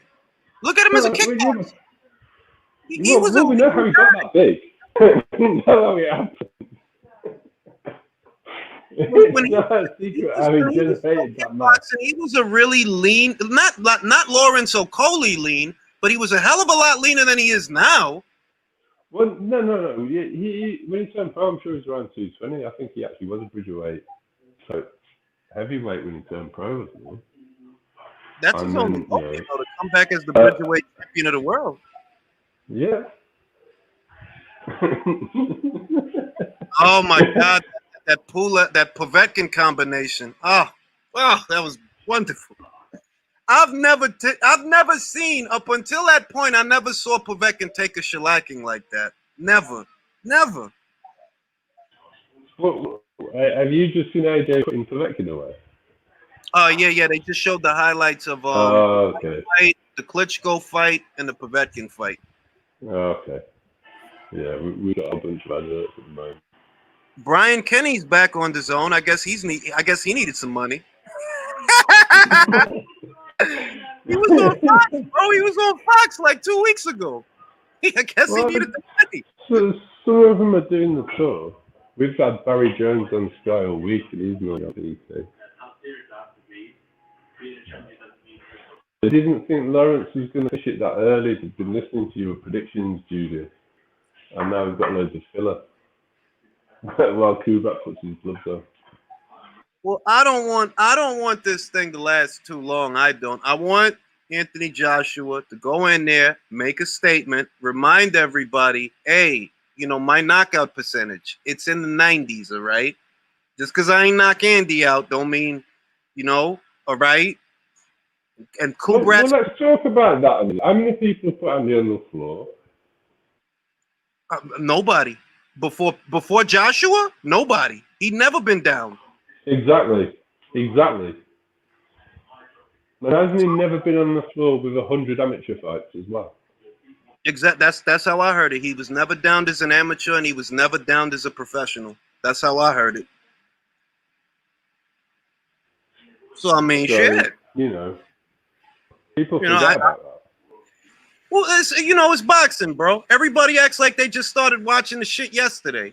Andy Ruiz had never hit the canvas before that fight. He never hit the canvas, but we're gonna doubt we're gonna doubt Anthony Joshua's power because we're gonna overlook everything that happened up until the knockout. That's fine. And That's fine. everything that happened after that as well. Like, you know, we got a guy that made adjustments, took a rematch, had a vicious beating that most people thought he couldn't win. Exactly. And won at cancer. He won at cancer. Well, you know, that's what I love about it. That all those people that said he was gonna lose act like they didn't say he was gonna lose. Like, bro, y'all said he didn't stand a chance. That's what y'all said. Y'all said he's gonna lose the rematch. He's a broken fighter. No, they didn't, Julius. No. They also said he's gonna run like a coward. Right. But they only said that afterwards. Revisionist history. So yeah, I saw a video from the usual suspects. One of them basically saying that there's no buzz for Joshua versus Fury in the U.S. And I'm like, well, no. What do you expect? Like, what do you expect? You know what I mean? Like, that don't mean it's not a big fight. That just means yes, ain't paying for it. That's all it means. I'm not You too guys worried sit about around it. celebrating Eddie Hearn has said all week. Have you heard what he said? He's got insight fees from the Saudis. Eddie Hearn said he can give them both a purse of £100 million based on the site fee from Saudi Arabia this week in the build-up to the fight. I mean, guys, look, a lot of guys can talk it down all they want. It's the biggest fight in boxing. You understand? It's the biggest fight in boxing, literally. That's the biggest fight in the whole sport of boxing. It's bigger than Crawford versus Spence in terms of scale, historical value, and financially. It's a bigger fight than that. Well, what would the purses be on Spence Crawford? And what would be better than expected for them? Shit. I mean, as far as super fights go, for the time being, it really only is Crawford and Spence and Joshua and Fury. Those are the super fights. Yeah, but what do you think the purses? Let's just say Bob and Al go and have dinner, they kiss, they make up, and they make the fight. Oh, listen. As far as what's a guaranteed purse for Crawford? Look, the way you have to play that, if you want to turn over a profit, the way you have to play that is you have to give both guys small guarantees and let them make most of their money off the upside. That's what they just did with Errol Spence. That's literally what they did. They guaranteed him $1.5 million, right? So what do you think they're guaranteeing for Crawford? I'm thinking maybe they guarantee Crawford, I don't know, 4 and guarantee Errol 5. But you're not looking at those exorbitant guarantees that Wilder and Fury got. You can't give those guys that. They're not going to bring that back to you. Yeah. But Eddie Hearn said the Saudis are prepared to give him a big enough site fee for him to provide Tyson Fury and Anthony Joshua with £100 million purse guaranteed just from the site fee. Jesus so Christ. Whilst it might not be a big fight in America, that really just doesn't matter. I mean, that's what I've been saying, that if you know that the boxing scene in America is dwindling and it's not what it used to be, what fucking difference does it make if the Americans are excited or they're not excited? They don't buy fights from the fighters that they are excited about. The guy just fought last week. What does he bring in? Supposedly $250,000 because of how fucking excited everybody is, right? Come on, man. Did you spend quite a bit of time talking about this the other week? He's been doing like regular thing each week of updated news and putting his opinions out. And he's basically made a point I've been thinking for a while, that to build boxing back up again in America, investment in amateur boxing and recognition of the national level titles needs to happen. Because that's what it used to be. Look, I'll say this much. The good thing is that you have a app that is a global app that is going to essentially, because we haven't even seen the full benefit of all of this yet. I feel like we're going to see it next year. That's when I think it's really going to be like, wow, we got a global streaming app that lets us see fights from all around the world. And I don't think the buck is going to stop with just Matchroom and Golden Boy cards. I think they're going to expand to those Russian cards. I think they're going to expand to those Duco events down there in Australia. I think a lot of things is going to happen. That's the plus side. Those So, Russian cards are good. so even if the boxing scene in America is dwindling, who gives a fuck? Look at how the American fighters are behaving. Who gives a fuck? Well, it's a bit of a chicken and egg, isn't it? Because isn't that why it's dwindling? Because they're not fighting each other. Pretty much.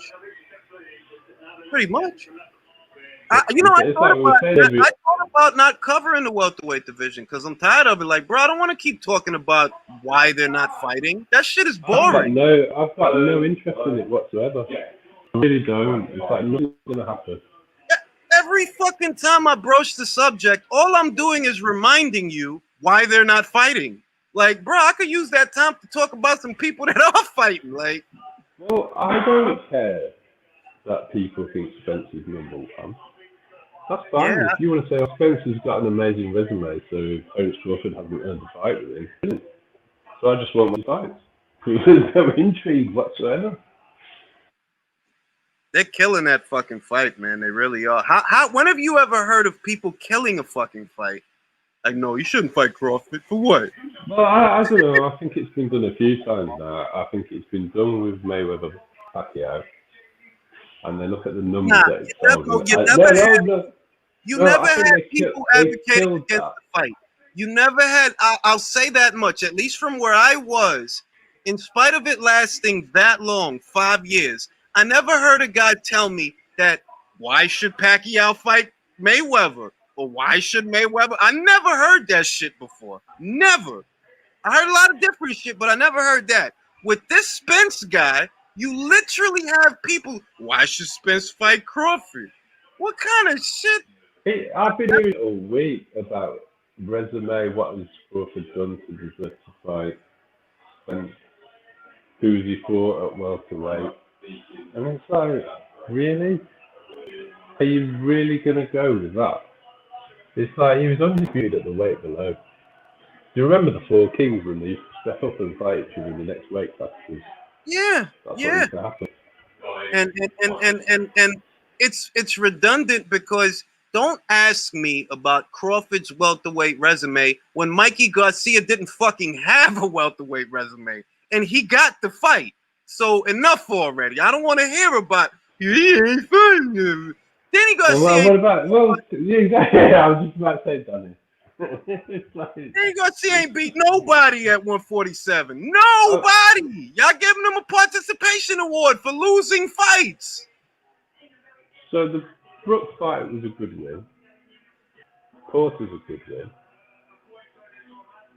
But Terence was undisputed, 7 pounds lighter. And you just want to pretend like that didn't happen. You just want to pretend it didn't happen. Moving up in weight should not have to say, well, I fought. Like, bro, you know who he is. All of y'all know who he is. Y'all all know what it's about. You know, did we have this when Hagler and Hearns were fighting? And Tommy moved up to fight Hagler. Could you imagine it? You know, I was on Twitter and I was having a rant. I'm like, could you imagine somebody telling Hagler, you don't need to fight Sugar or Ali. You don't need to fight fuck fighting Ernie Shavers and Ken Norton and all. Fuck that. You don't need to fight. What kind of shit is that? It's a weird generation of guys, man. It's a weird generation of guys, man. It is. It really is. Like you're actually advocating against a fight. Are you that afraid of what's gonna happen? Yeah, but it's the overprotection culture as well, isn't it? But I don't understand the relationship between the fan and the fighter when the fan is looking to protect the fighter. Like, you're protecting him. Like, why are you protecting him? He's a fighter. Julius, I'm just going to say a lot of stuff that's not politically correct. Basically. You know, there's a lot of different lifestyle choices out there, and it's up to people how they want to live their life. That's what I'm gonna say. Let me answer Lance Meyer's question. I like Joe Smith's chances against Vlasov. What you want to do is you want to go watch the Chilemba fight. Watch the Chilemba fight, and you'll see what I see. That he's good. He's got good speed in his hands. He moves okay, but his defense is leaky, and he's there for the right hand. And Joe Smith Jr. He hits like a truck. Hits like a truck. So I like Joe's chances to become the WBO champion. Who's promoting Joe? Who's promoting Joe is promoted by DeGuardia Promotions. That's a small outfit, but they're in bed with Top Rank right now. So, you know, you could say he's a Top Rank fighter. I'm pretty sure they're going to give him a new kind of deal if he wins the belt, the way they did with Alvarez. And then he'll officially be a Top Rank fighter. But right now, he's a Joe DeGuardia fighter. Star Promotions. Here comes Kubrat Pulev. Kubrat Pulev wearing the red gold with the white and green trim. With his trademark 5 o'clock shadow. Some people say he was born with that 5 o'clock shadow. I mean, just grow the beard, Kubrat. Just grow the beard. I wouldn't go that far, Lance. I don't think he has the ability to outbox him because Vlasov has a mean streak. He likes to let his hands go. And that's why I think Joe can nail him. Because he's not an outside jab, stick and move kind of fighter. He wants to put punches together. Well, you don't need to do that with Joe. If you do that with Joe, he's going to sleep you. He's a big kid, though. He's about 6'4". He's a big kid. If Joe wins that fight, If Joe wins that fight, I just think he gets on with better beer. Yep, that's the plan. That's literally the plan. Yeah, I know it's a plan. That's why I'm asking how you think it goes. I mean, I'm going with Joe to beat Vlasov, and I give him very good odds against Better Beef, depending on what happens. I got to see how because Better Beef has a fight booked finally, but he's getting up there in age. He's like 36 He's or young. young. Better Beef. Yeah, there's low mileage on the clock, Julius. He doesn't drink. Very little damage. Listen. Extensive amateur background. They broke your ribs in sparring in preparation for a fight, bro. I don't like it. I don't like it. I don't know. You're right. You need to see him in the ring, see what he's like. Because how long has he been out of the ring for now? 18 months. Basically. That's close to 2 years, bro. He hasn't fought since the Vosdick fight. Yeah, no, I know. He's gonna fight that. Wasn't that like last September? That was October. That was October of last year. Yeah. So it's not 18 months yet. It's like 14 months, isn't it? And what was it? He's gonna fight the Viennese, or he's not fighting the Chinese kid, Men Feng Long. He's fighting some other guy. He just needs to run out though. All right, here comes Pulev. Kubrat! Fit and trim. You can see his cheekbones. He slimmed down for this fight. You can see his cheekbones. You can see his clavicle. Same weight that he debuted at. 10 pounds lighter than his last fight, I think. I don't think that's going to help his plight, though. I really don't.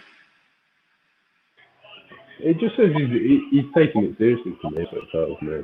I mean, that's what it communicates, that he does have a plan. It's just executing that plan. If what you're going for is being fleet of foot and being athletic and closing the gap on this guy, it's going to take more than losing 10 pounds. You're 30, what is he, 37? Come on. He might be older than that. Probably.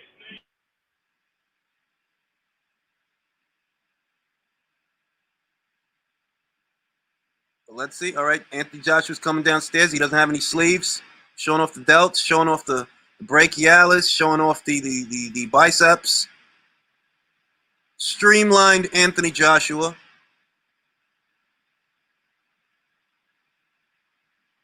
Very fashionable retrofitted robe without the sleeves, but has the hoodie. He's not wearing the hoodie, but it's there.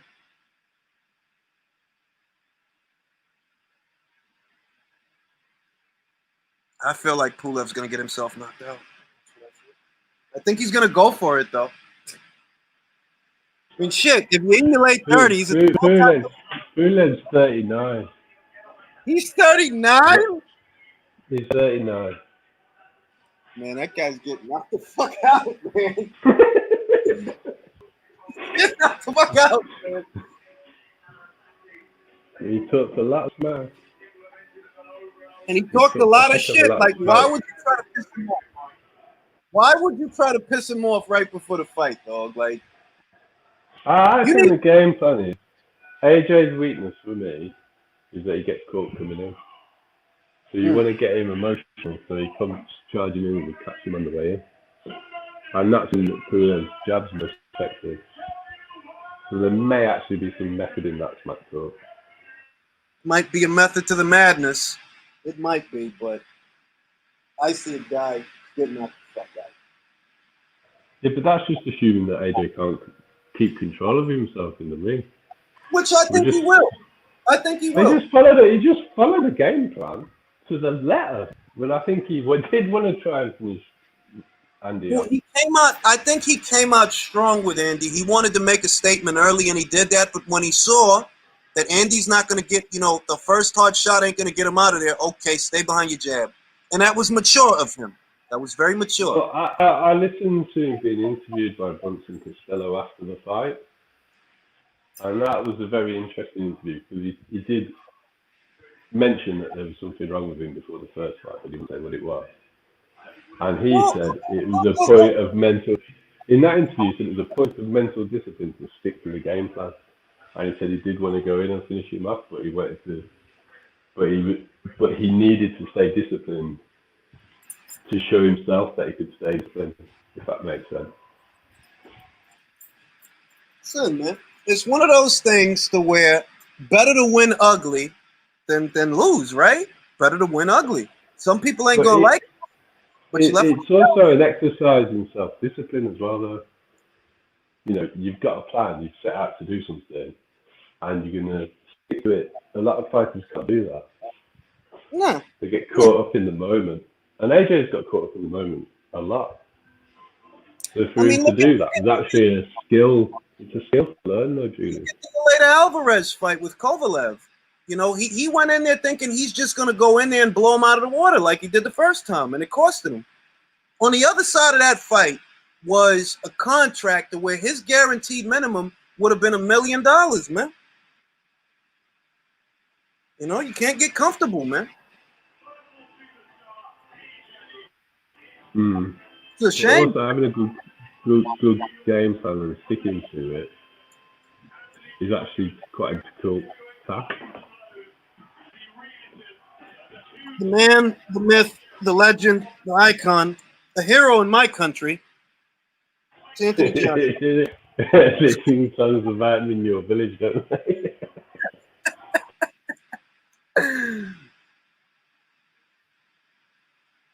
We still tell stories of Anthony Joshua in my country, in my village. He does. In Southpaw. Had 2 heads.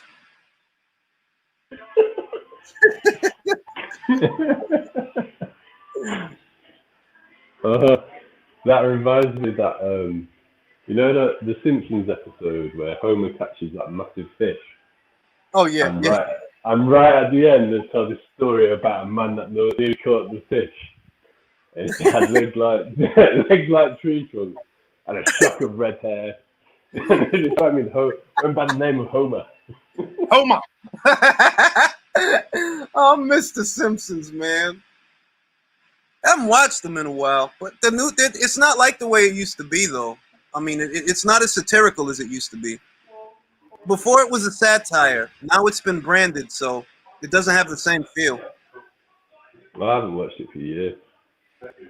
That's 90s TV at its best. That's prime Simpsons, man, with Mo Sizlak, Barney Gumble, Ned Flanders. Those are the guys. What, they got different characters? Yeah, man. Oh, no. He got no. Telling you, this ring walk's gonna last longer than the fight.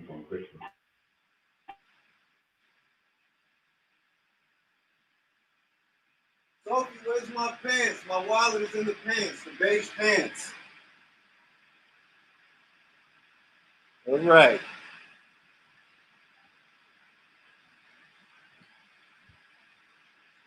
Right, all right.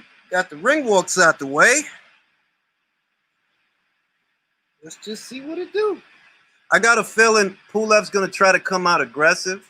I don't think that's very characteristic of him to be aggressive or to start off aggressive. But I get the impression that's what he wants to do. He can talk that shit, but he doesn't have any illusions. You know, dog. You know. Get your money, bro. I think he's goading AJ and aggressive, so he can catch him with a stiff jab on the way.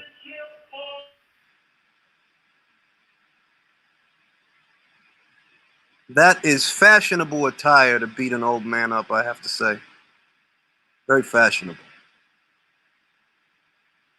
What would you wear if you were going to beat up an old man, Julius? No, I like it. I like it. It's a great outfit.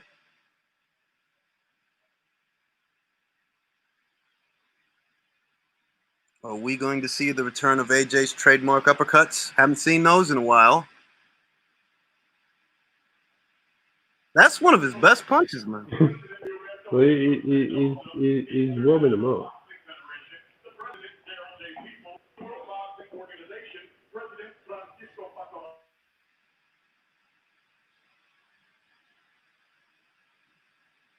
Come on, man. Let's get this show on the road.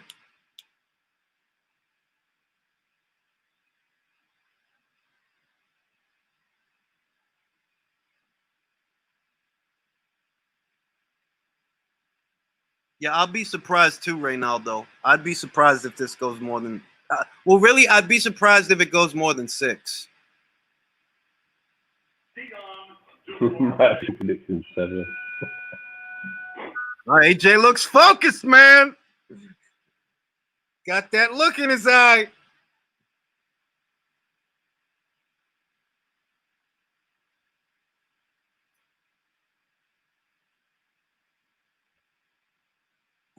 Wilder is watching somewhere, very scared, terrified, somewhere. What do you mean? Wilder's safe as houses, though.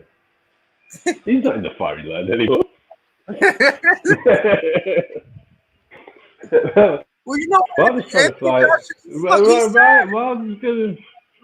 He said, if you want to fight, fight. you just, you got to grow up. Wilder's gonna fight Kaunaki. Wilder's gonna fight Kaunaki for the PBC heavyweight title of the world. The Bridgerweight title of the world.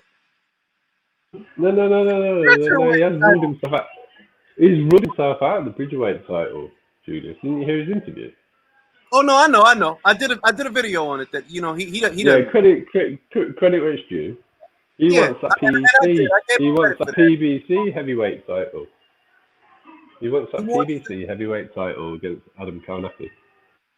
The international Al Heyman belt.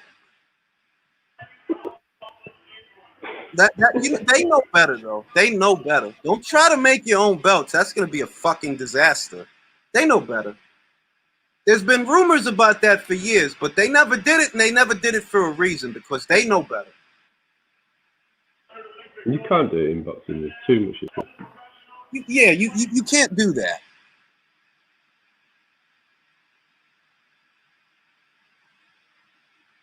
Come on, man. Let's get this show on the road.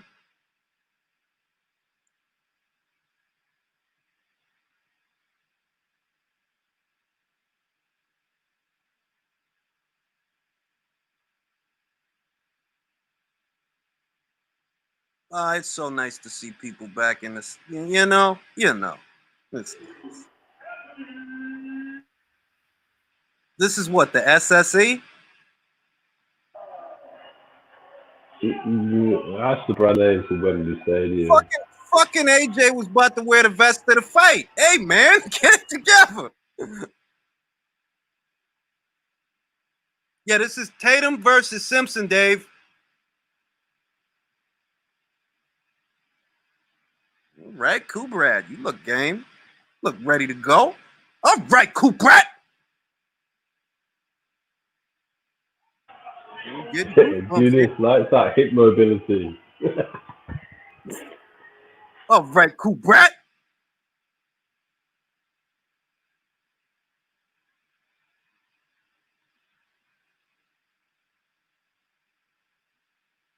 Right, they're feeling each other out. Feeling each other out. Nobody wants to commit to anything yet.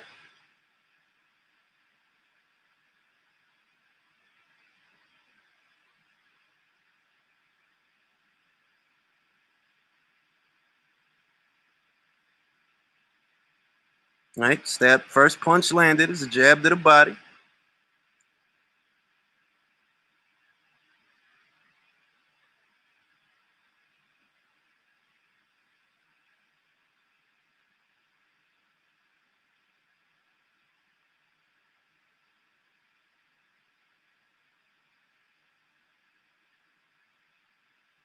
A lot of respect. A lot of respect in the first minute.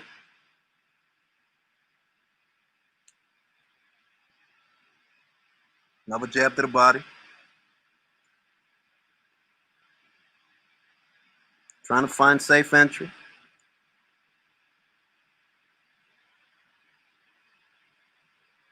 Showing the jab, doubling the jab, tripling the jab. Another jab to the face.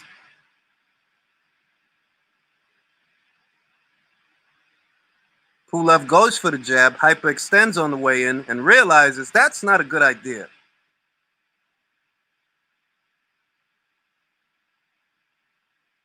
And you see. You're not going to win a jabbing contest, Kubrat, because you got to hyperextend to get yours off.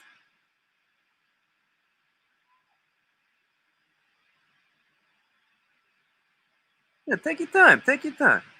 Another jab to the face. Another jab.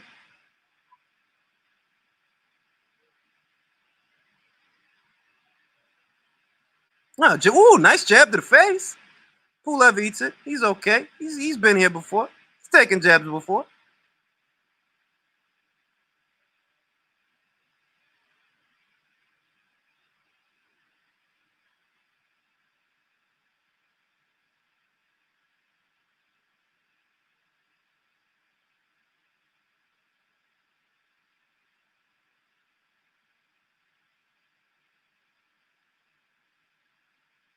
Another jab to the face.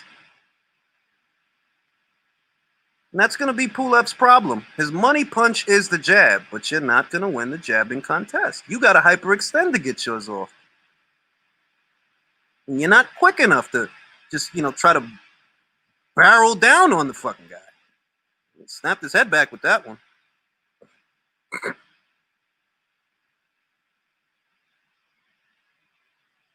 That was an easy AJ round.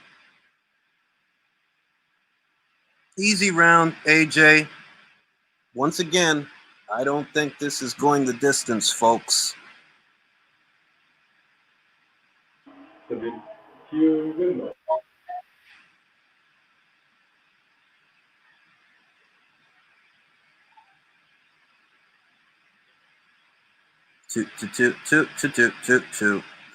See a little bit more from both guys in the next round. Okay, they felt each other out.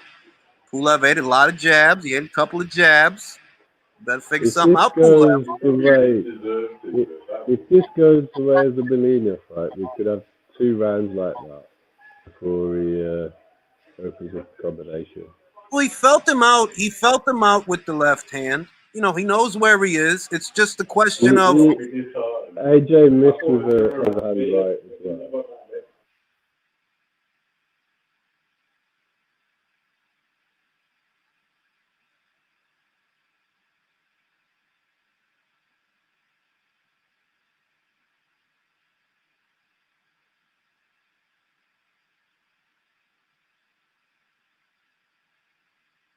Pulev goes for the jab downstairs, comes close, but comes short.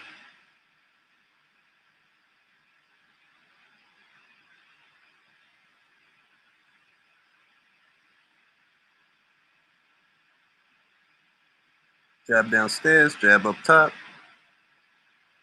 Feeling him out. Pulev's a little flustered. Can't get off his money punch. Trying to find a safe way in, but he's never been an explosive fighter, and I don't think that's going to start tonight. Jab to the face.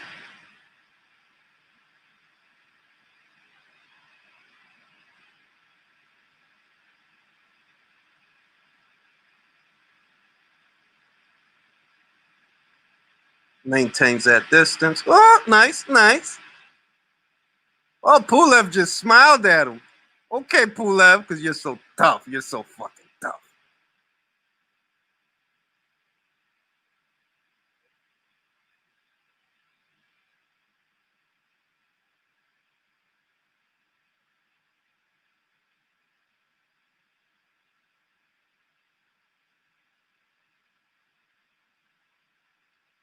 Jab to the body.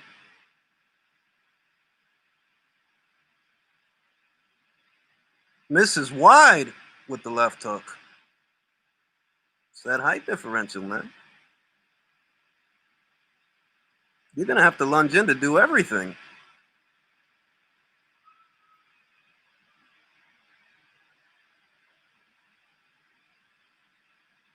I don't think he does butch his bucket, and that's going to be his bane in this fight. He's never been a particularly athletic or explosive fighter. What he does have is timing and a good jab.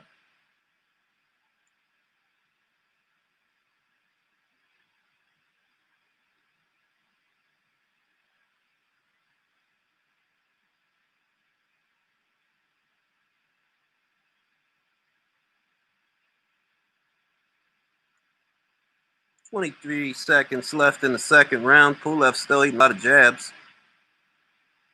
Jab downstairs.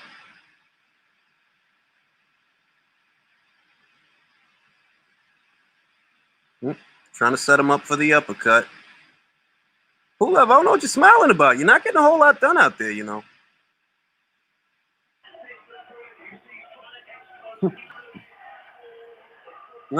Some words is being exchanged.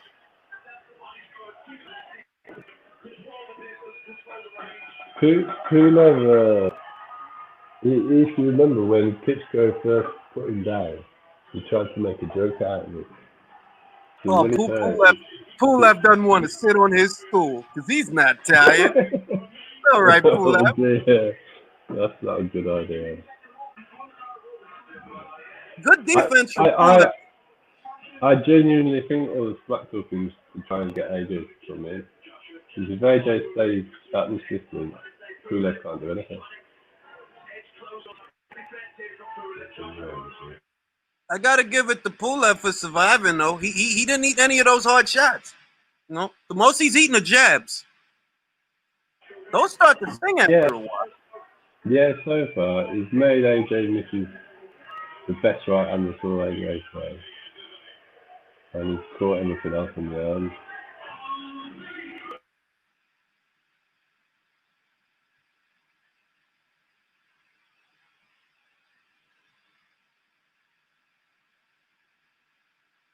That's what you gotta do, Jay St. Peter. You punish him with the jab. Let him eat a couple of those. Jab to the face.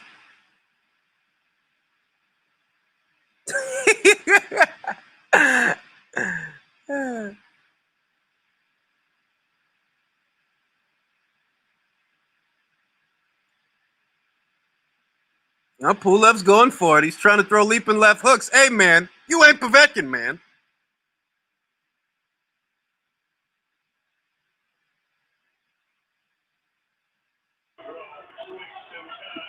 Has he landed anything, even on his arms? When he's Look, in 3 rounds. Oh, nice right hand.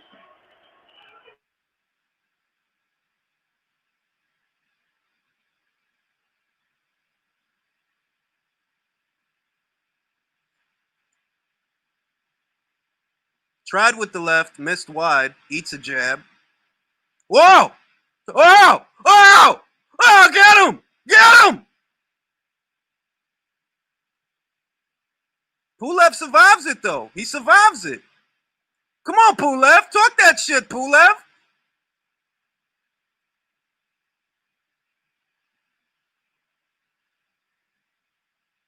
Not bad from Pulev surviving that right hand though. Not bad. I thought it was over. Oh, uppercut. Oh, oh, oh, oh. All right, they're counting it as a knockdown. They're counting it as a knockdown. Oh shit, Pulev. Oh shit, Pulev. Oh shit, Pulev. Come on, man. You talking that shit. Talk that shit. Joshua, don't get too crazy now. Come on, Pulev. Talk that shit. Ah! Another knockdown. Another knockdown. Come on, Pulev. You all right? You all right? Come on, Pulev. Come on, Pulev. Come on, Pulev. Pulev, Pulev. Come on, set him up, Joshua. Don't get crazy with it. Set him up. Stick to your boxing. Don't get crazy with it. Brown. Uppercut. Come on, come on, come on. Don't let him off the hook. Come on. Come on. Set him up. Oh, he survived. He survived. He survived. Pulev, Pulev. Pulev, Pulev. Julius, you're bloody 10 seconds ahead of me. You started screaming. And I had to turn up away. I knew something was coming and I didn't want to hear the commentary. Oh shit. Good shit, man. Good shit. Good. In the UK, right, you think this phrase is funny. It's chat shit, get banged. Yeah? And that's what it means. That's what it means. That's what it means. I think that Brad Pulev found a translator to chat shit, get banged, and he's learning that. Pulev, Pulev, Pulev. Hey, come on, ref. He's a tough guy. He wants to go out on his shield.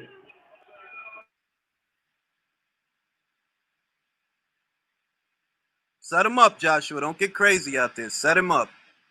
Just like you did before. Set him up.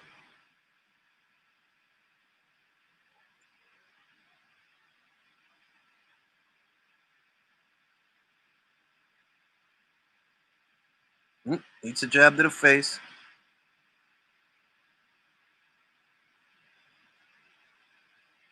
Another jab to the face. Another jab to the face.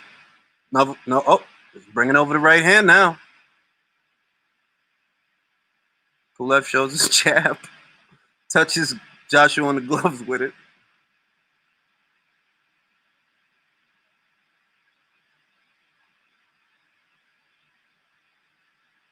Come on, set him up. Look for it. Look for the opportunity.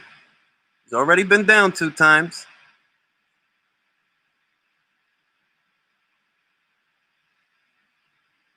No, Pulev's trying it. He's trying it.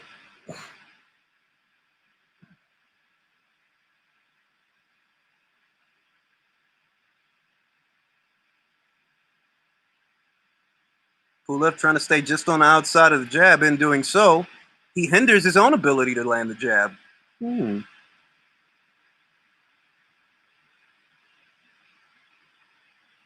Another jab to the face.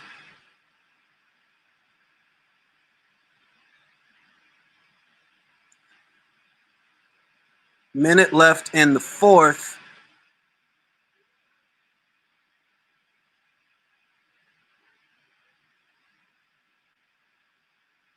You set him up. You set him up.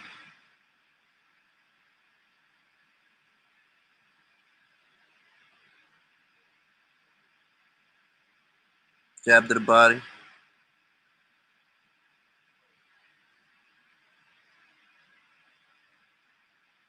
Set him up nice and easy.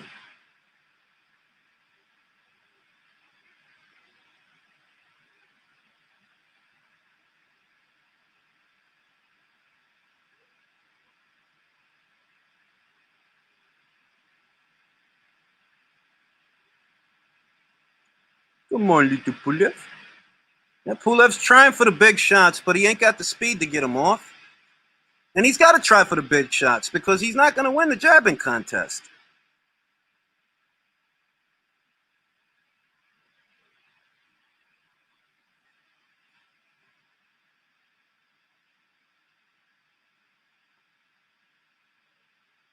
Gets off a right hand. Pulev absorbs it. Looks like he rode the shot. Not sure. Pulev survives the fourth. Doesn't get a whole lot done, but he manages to see the fifth.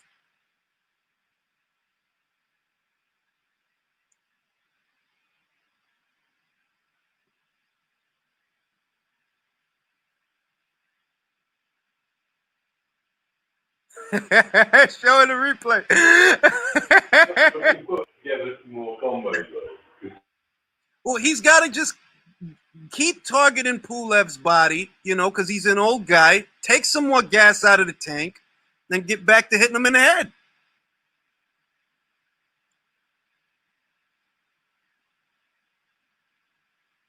Shit, I'm surprised Pulev was able to get up after that shit. All right, let's see. Round 5.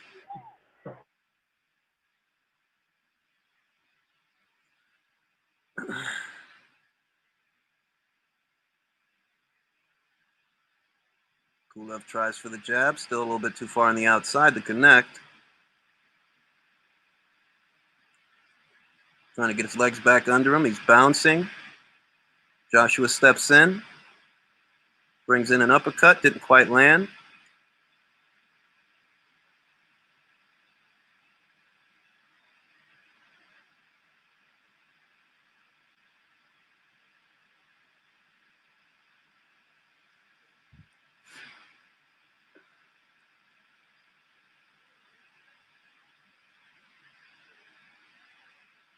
All right, 2 jabs. 2 jabs in succession. Pulev's trying to make it a scrappy affair. That doesn't really favor him, but it's his only chance. Jab to the face.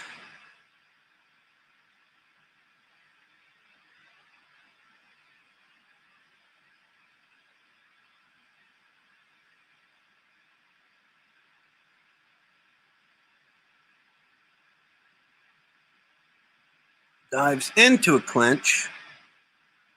Come on, Pulev.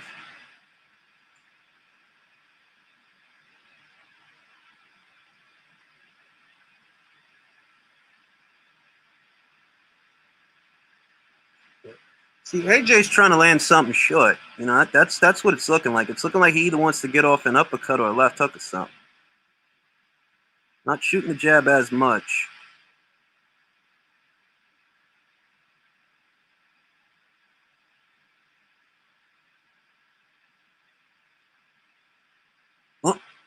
Oh, right hand. Let him go.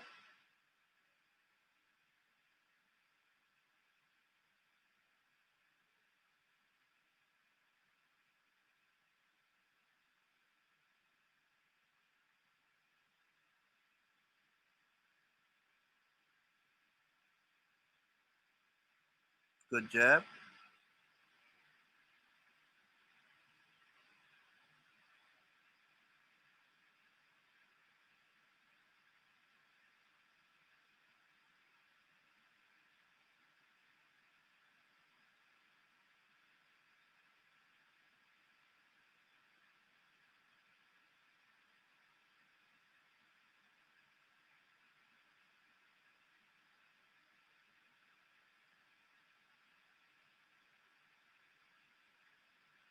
And he set him up for a counter right as he tries with the jab. Pulev's shown a good chin so far. Makes it to the end of the 5th. I'll be surprised if he makes it to the end of the 6th. I would. Very spirited, albeit unsuccessful effort for Kubrat Pulev.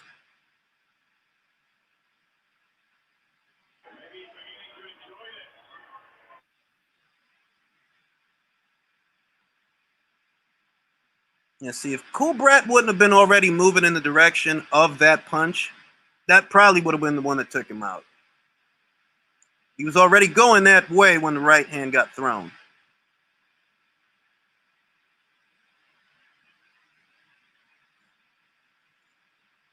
I thought AJ's smothering his own work a bit. He's Yeah. taking a step forward when he should be taking a step back.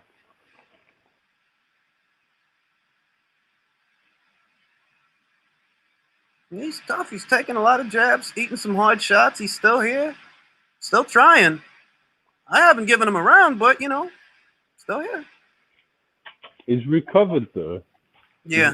His recoveries look good. He doesn't look buzzed anymore.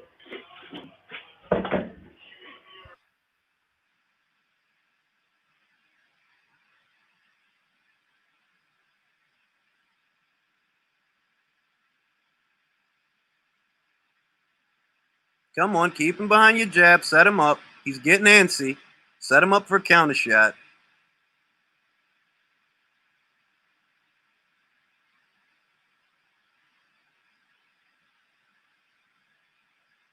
Those two guys are having fun in there.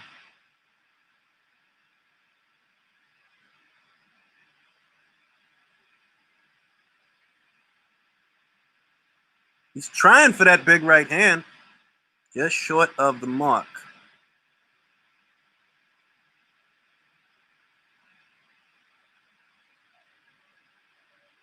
Take the bull by the horns, AJ. Show him your jab.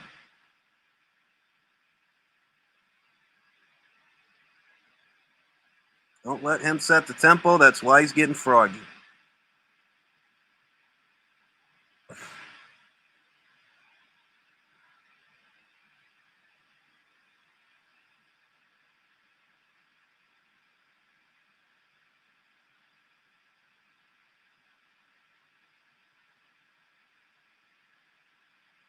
Short left hook on the inside. Not enough on it to really hurt Pulev, but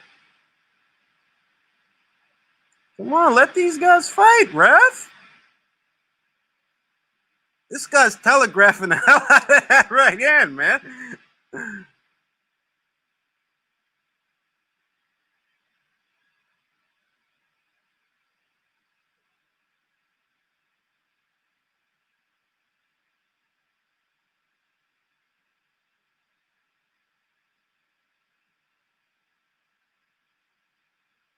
Come on, man.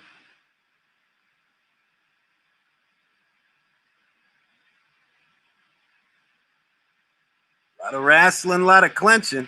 He slapped him with a little. Pulev sees the end of the sixth. Is that what's going on?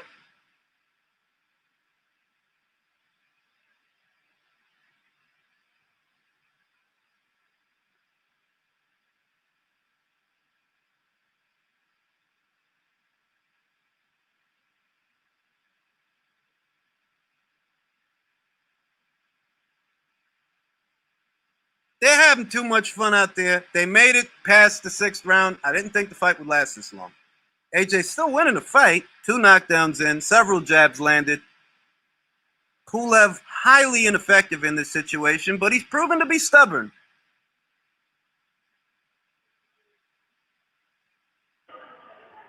Are you ready, Juniors? Are you what ready? do you think? I had the 7 rounds, so So let's see what happens. Let's see, because I'm surprised they made it past. On a serious note, I feel like AJ's smothering his work and he's running the jab a bit too much for my liking. Yeah. Like all that success he had came off the jab. He's not really landing anywhere near the number of jabs that he was. He's got to get back on that jab. He's got to get back on that jab. That's what everything else came off of. Get back on that jab. Keep it in his face. Keep him blinded. And when Pulev beside him, he should be stepping back, and he's not really. He's smothering his work.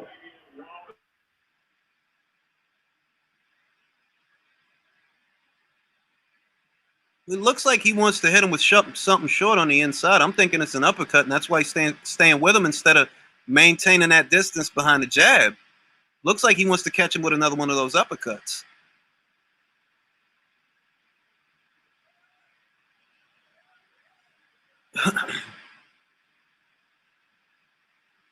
Okay, ref. Okay, you got enough camera time? Jab downstairs, jab downstairs. Get back on your jab. That's right. Get back on your jab. Everything is off the jab.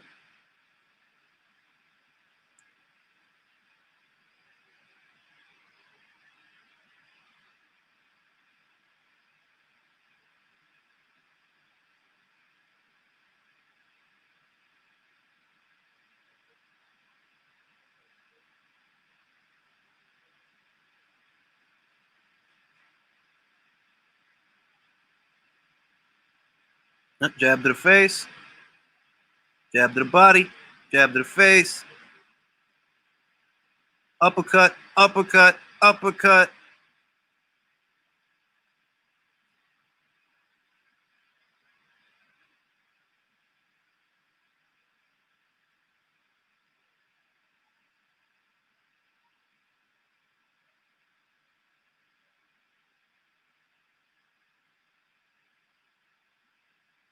Jab to the face.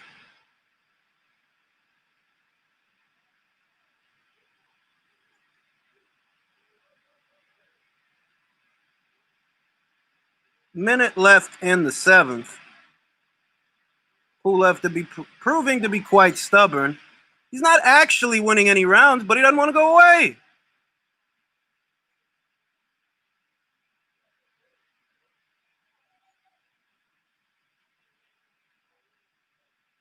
Jab to the face of Pulev. The way his head be moving when he touch him with the jab.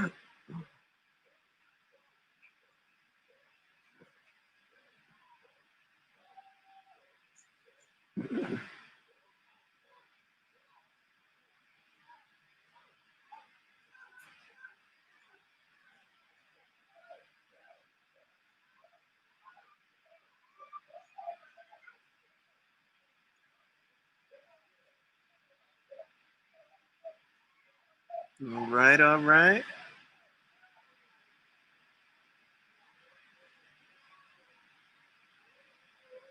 Well, this lasted longer than I thought it would.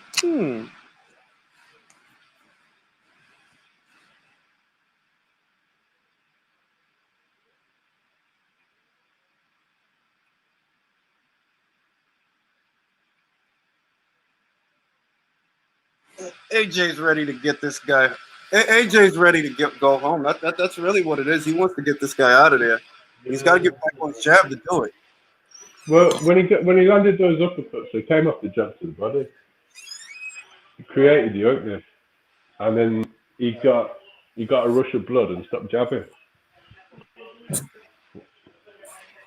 Well,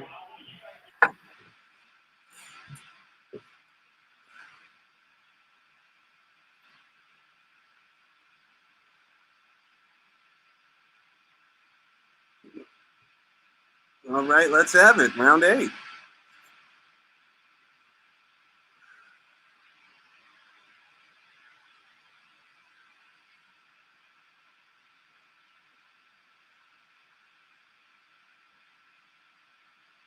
Off the jab, that's right. As long as you're shooting that jab, this guy can't do nothing.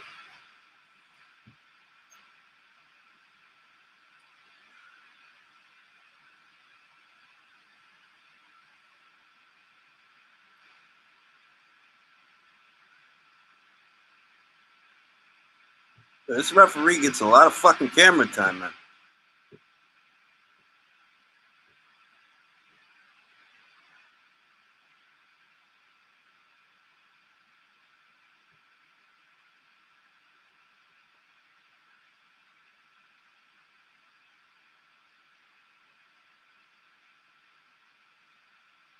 Pulev in a high guard, absorb some hard shots. Don't waste your punches, AJ.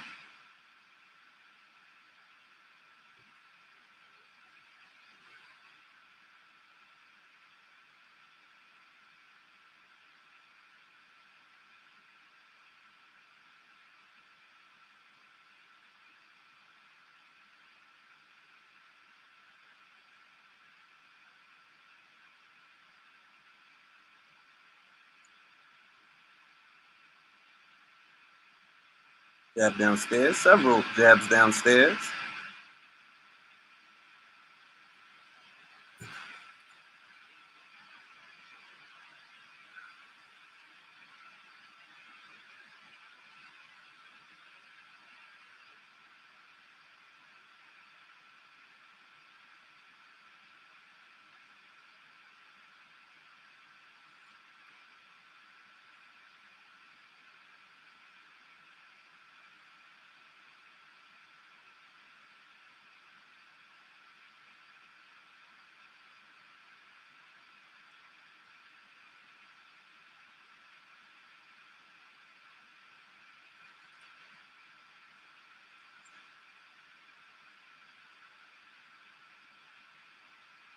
Pulev is proving to be a stubborn customer. Several jabs to the body, several jabs to the face. Ate some hard shots. He's still here, still trying, still being unsuccessful. But you got to give him credit. He's hanging in there.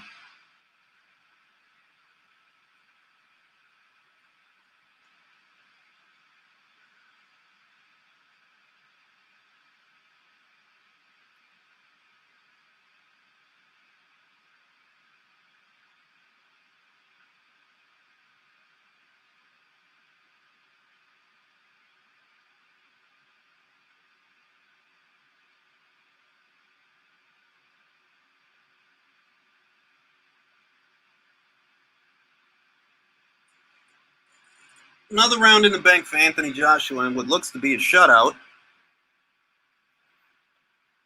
But I can't say I'm not surprised. I am. I'm surprised Kubrat Pulev is still here. He's proven a stubborn customer.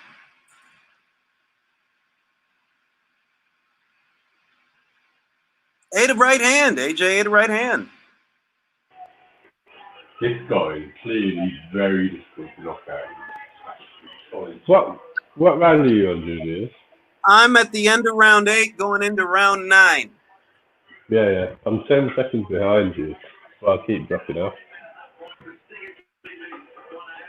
I like the jab to the body in that. The jab to the I like the jab to the, I love the jabs. I love the jabs up top. I love the jab to the body. If he's going to leave it open, take it. He missed with a few back hands on that one. I don't think Pulev landed clean right hand either. AJ stepping off. It was like a glancing shot. It wasn't flush. Yeah, wasn't flush.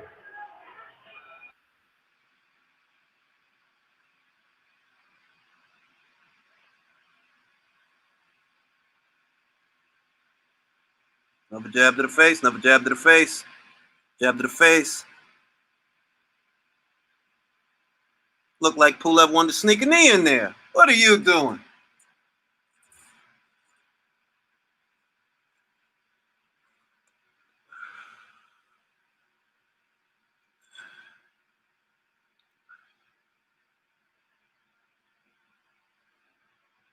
Jab to the body.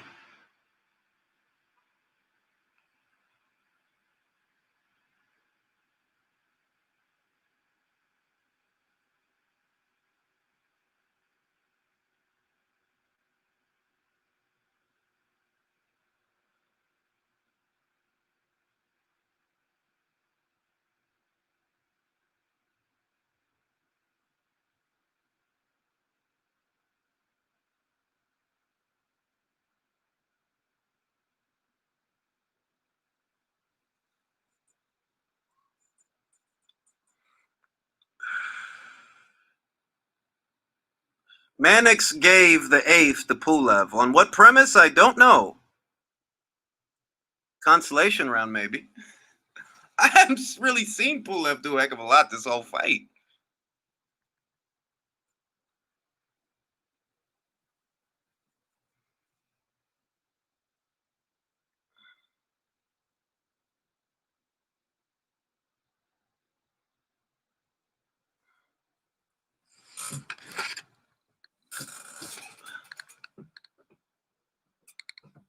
Blow your load trying to get off those uppercuts, AJ.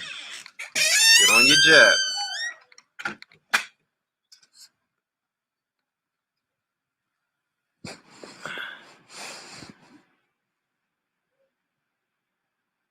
Uppercut. He's in trouble. Never knocked. Never knocked. He's a stubborn motherfucker, ain't he? Back to your corner, Pulev.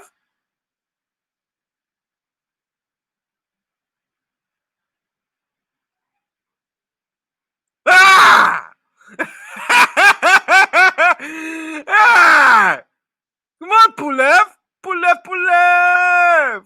Pulev.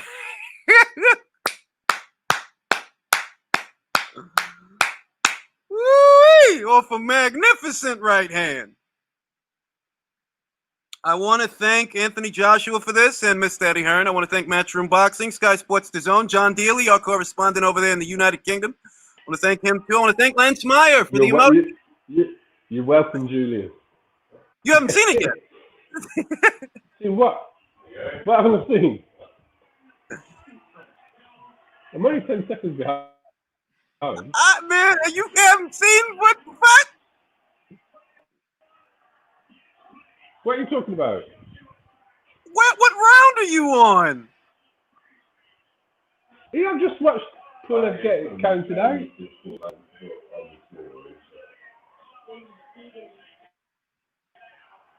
Well, not just that. He won't stop. I want to thank Floyd Mayweather for coming into the fight. Hey, Julius. Yeah. You need to thank Hugh Fury. I want to thank you, Fury, for the switch shoulder roll. I want to thank Peter Fury for teaching him how to do that. Mauricio Suleiman for inventing the Bridgerweight division. I want to thank Mauricio Suleiman for bringing us the Bridgerweight division and the Bridgerweight title. Great right hand. I want to see a replay before I head off to my night. I've got to go for that too. Fury is the guy that struggled with Otto Berlin, simple boy. Never forget that. And I don't got nothing against Otto Berlin. Fury is the guy. I'm just saying, he's the guy who went life or death with Otto Berlin. Yeah, but the thing is, I think they're going to fight. So everyone say what they want. Let's just get the fight made. Let's just get the fight made. And then we'll know. If Fury wins, then I'm all right with that. Yeah, if he wins, exactly. Don't tell me that Fury's fighting Wilder again or he's fighting Nagit Caballel and come over here talking about some Fury. I want to see that right hand before I go. Hey, Young Boxing. No, wait a minute. Young Boxing. How many rounds did it take Tyson Fury to get Otto Berlin out of there? I'm just curious. I can't see your chat. Are people saying that was a poor performance because of the time and stuff? Those are Fury fans, bro. Those are Fury fans. That's okay. Yeah, and Danny Fury's the one who got a gift against Dylan McDermott. Okay. I just asked them though. How did Pulev finish the fight? Berlin was tougher than Conrad, or was he completely out? Or was was Deontay Wilder on his feet? Just tell your boy Fury. Tell Fury. Don't fight anybody else. Don't fight Nagit Caballel. Don't fight Wilder for a third time because I'm not going to pay to see it. If he's as good as you think he is, then let him fight Joshua next. Easy peasy, lemon squeezy.